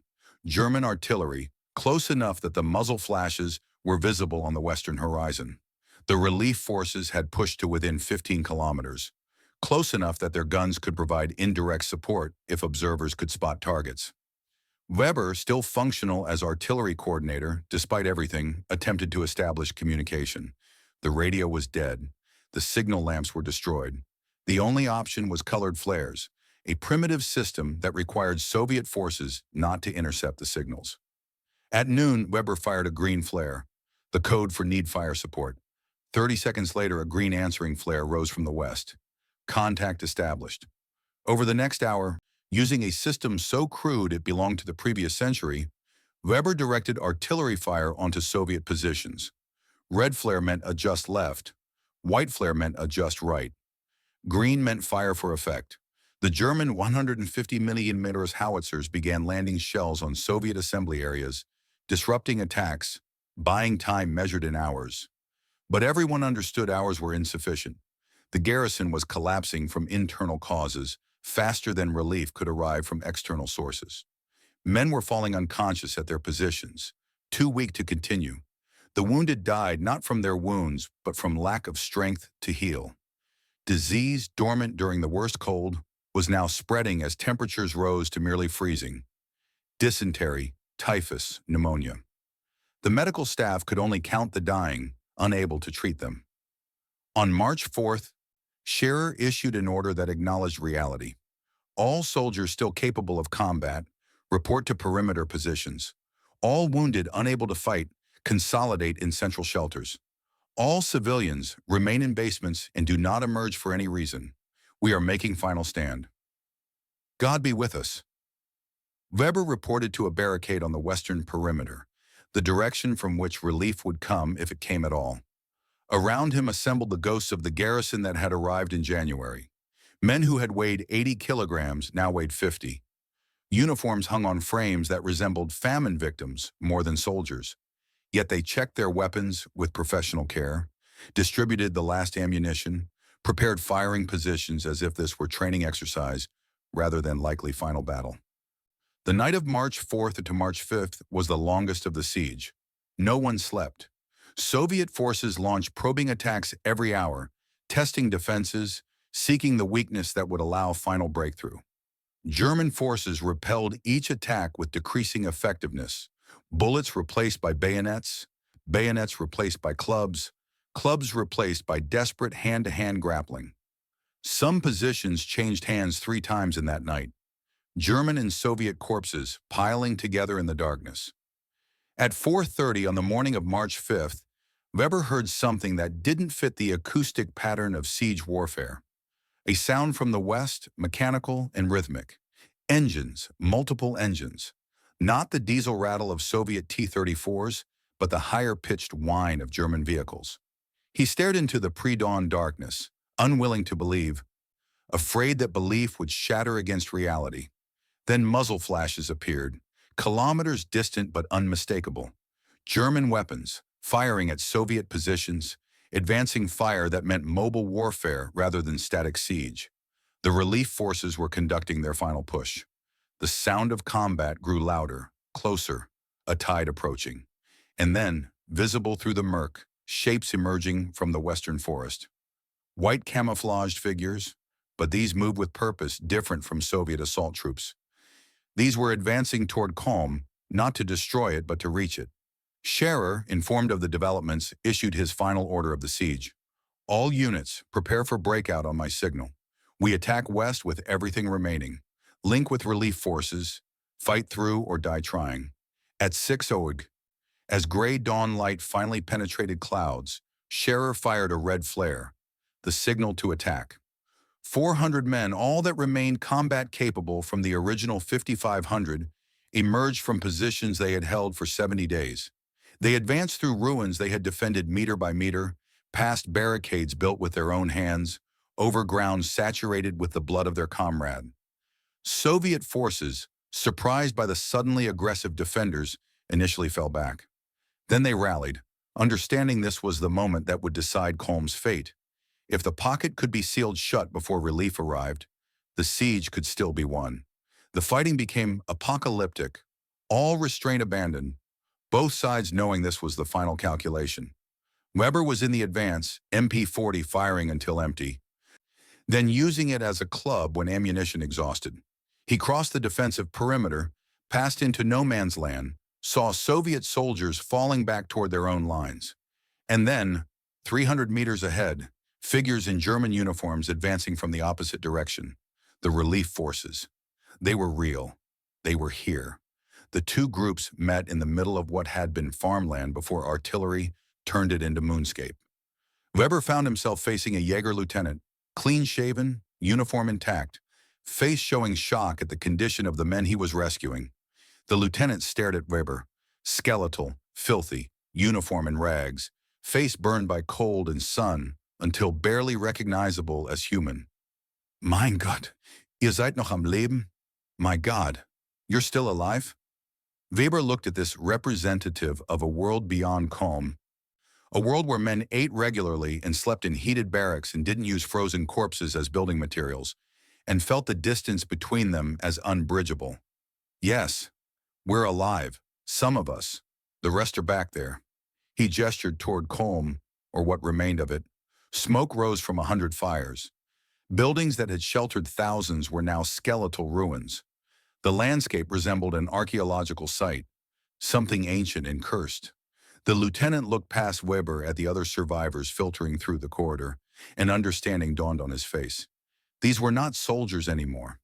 These were survivors of something that had stripped away everything except the stubborn refusal to die.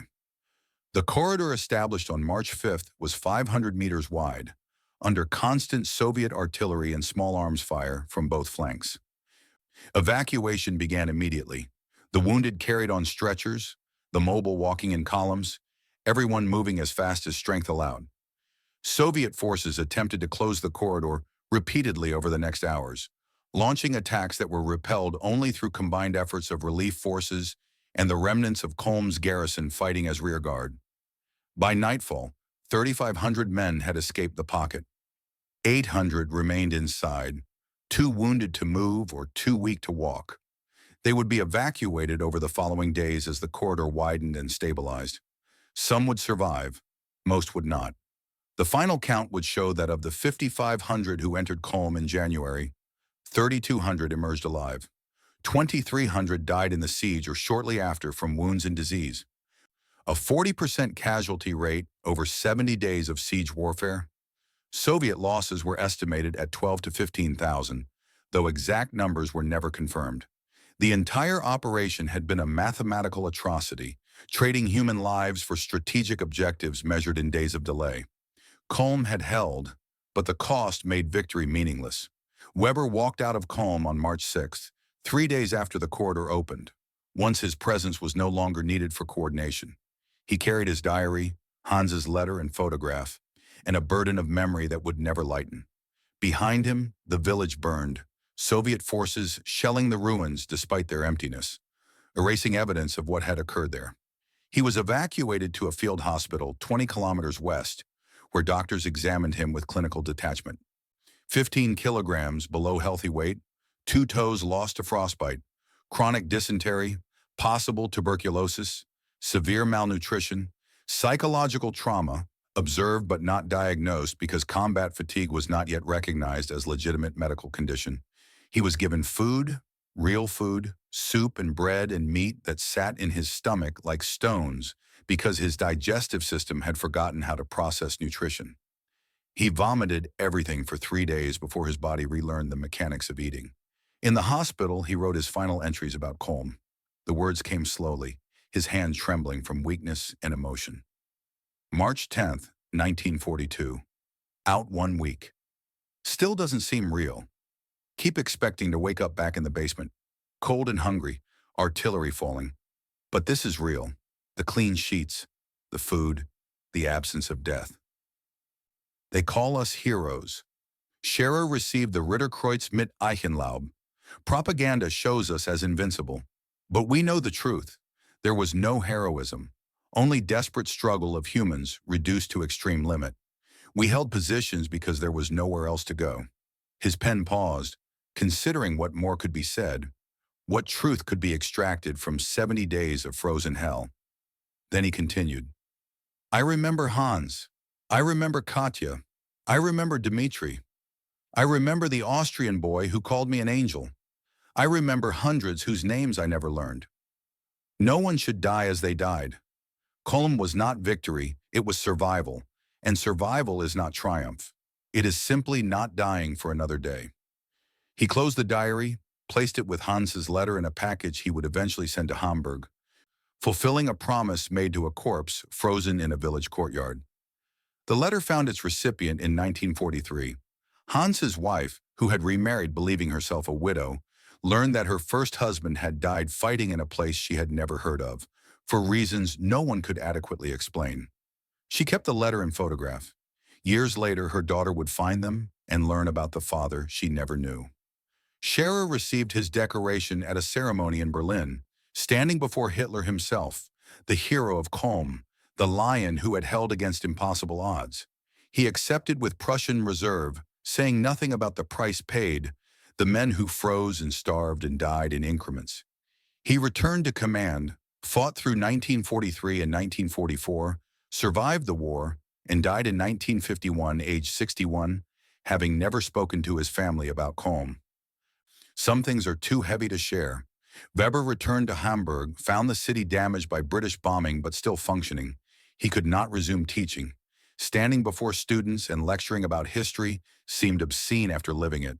He opened a bookshop, surrounding himself with stories that were contained and concluded, unlike the story of Culm, which had no proper ending. He kept his diary locked in a safe until 1970, when he donated it to a military museum with the stipulation that it not be published until after his death. He died in 1976. The diary was published in 1978. Culm itself was rebuilt after the war, becoming a small town in the Novgorod Oblast of Soviet Russia. Few residents knew what had occurred there in 1942. The defensive positions eroded over decades. The mass graves were left unmarked. A small memorial was erected for Soviet soldiers who died in the liberation. The word liberation doing considerable work to describe what had actually happened. No memorial was built for the German defenders. They remained as they were in life, alone, forgotten, buried in foreign soil. The siege entered military history as a footnote, a curiosity about the Eastern Front's brutal arithmetic.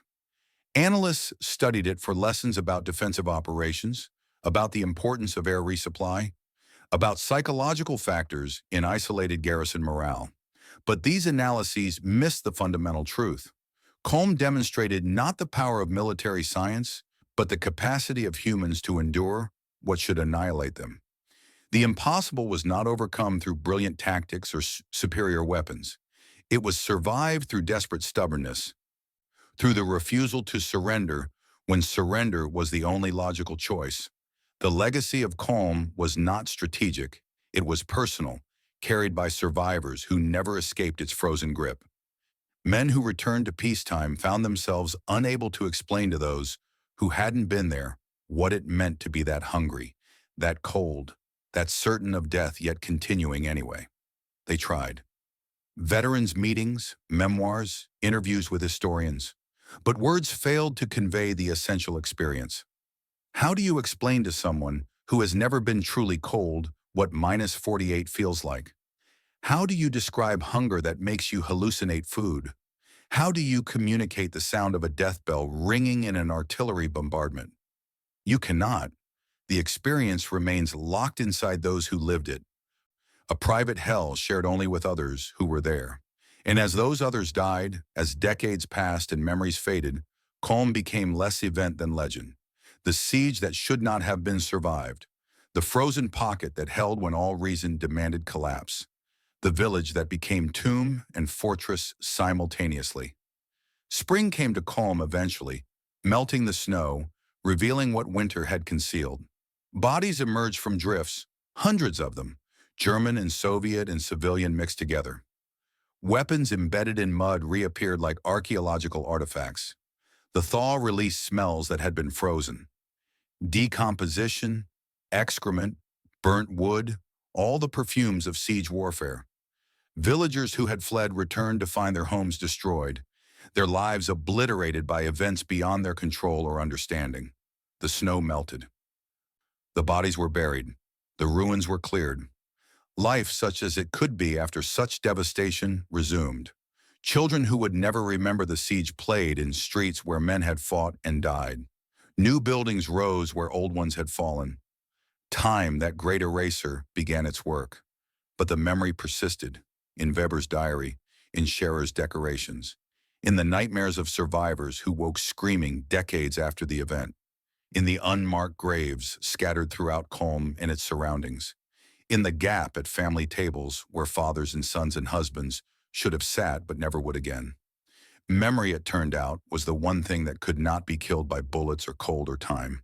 The siege became a whisper in history's wind, a harsh, melancholy whisper laden with courage and suffering in measures that defied separation.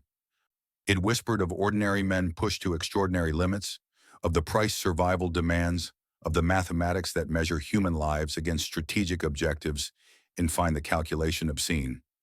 It whispered that sometimes the impossible is survived not through strength, but through desperate refusal to quit, through stubborn insistence on breathing one more minute, one more hour, one more day. And even today, when someone revisits this story, reads the accounts, studies the maps, tries to understand how 5,500 men held against 50,000 for 70 days in conditions designed to kill them all, they do not see glory. They see struggle. Human beings confronting their absolute limits and discovering that those limits stretch farther than anyone imagined. They see the cost of that discovery. They see the price paid by every man who stood in Kulm's ruins and decided, against all logic and sanity, to stay. That is why the siege should not have been survived. The mathematics were clear, the outcome certain. Death was scheduled, arranged, guaranteed by cold and hunger and overwhelming enemy force. But death's schedule meant nothing to men who refused to honor it.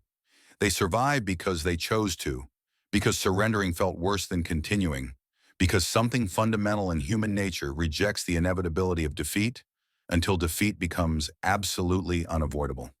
They survived, but they never recovered. The rest of their lives were postscripts to those 70 days, footnotes to the main text written in frozen blood on streets none of them could forget. Kulm ended in March 1942, but for those who endured it, Kulm never ended. It persisted in dreams and daylight, in every cold wind, in every hunger pang, in every moment of comfort that felt undeserved because their comrades never experienced it. The siege became the lens through which they viewed everything after. Peacetime luxuries seemed excessive. Civilian complaints seemed trivial. Life itself seemed borrowed, temporary, liable to be revoked at any moment by forces beyond control. They had learned the fundamental lesson of Kulm. We are all one catastrophe away from discovering what we are capable of enduring, and that knowledge once gained could never be unlearned. Kulm, the island in the storm, the pocket that refused to collapse, the village where 5,000 souls held against impossible odds, not through heroism, but through the arithmetic of survival. One more breath. One more heartbeat. One more day. Add those days together and you get 70. Add those 70 days together and you get a story that should end in annihilation, but ends instead in survival so costly it resembles defeat. The cold is melted. The bodies are buried. The ruins are rebuilt. But the memory remains, will always remain.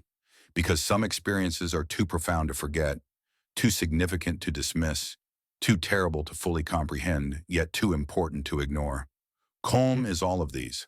And though the last survivors have died and the physical evidence has eroded and the strategic significance has faded, the essential truth persists. They held. Against every calculation, every prediction, every reasonable expectation, they held, not because they were special or superhuman or blessed by providence, but because they were human, and humans possess a capacity for stubborn endurance that exceeds what any military manual accounts for. They held because stopping felt impossible, because their comrades beside them had not stopped, because giving up meant betraying everyone who had already died holding the same position. In the end, calm was not about military strategy or tactical brilliance or operational art. It was about the human capacity to endure, about discovering that the breaking point we believe exists is actually more flexible than we imagine, about learning that survival is not gift or accident, but choice, made continuously, minute by minute, despite everything arguing for surrender. The siege that should not have been survived was survived. This fact alone is the legacy, not the decorations or the propaganda or the historical analyses. Just the simple, terrible, magnificent fact. They lived when they should have died. And in living, they demonstrated something about human nature that no amount of peace can teach and no amount of time can erase. Calm, frozen in terror, forever.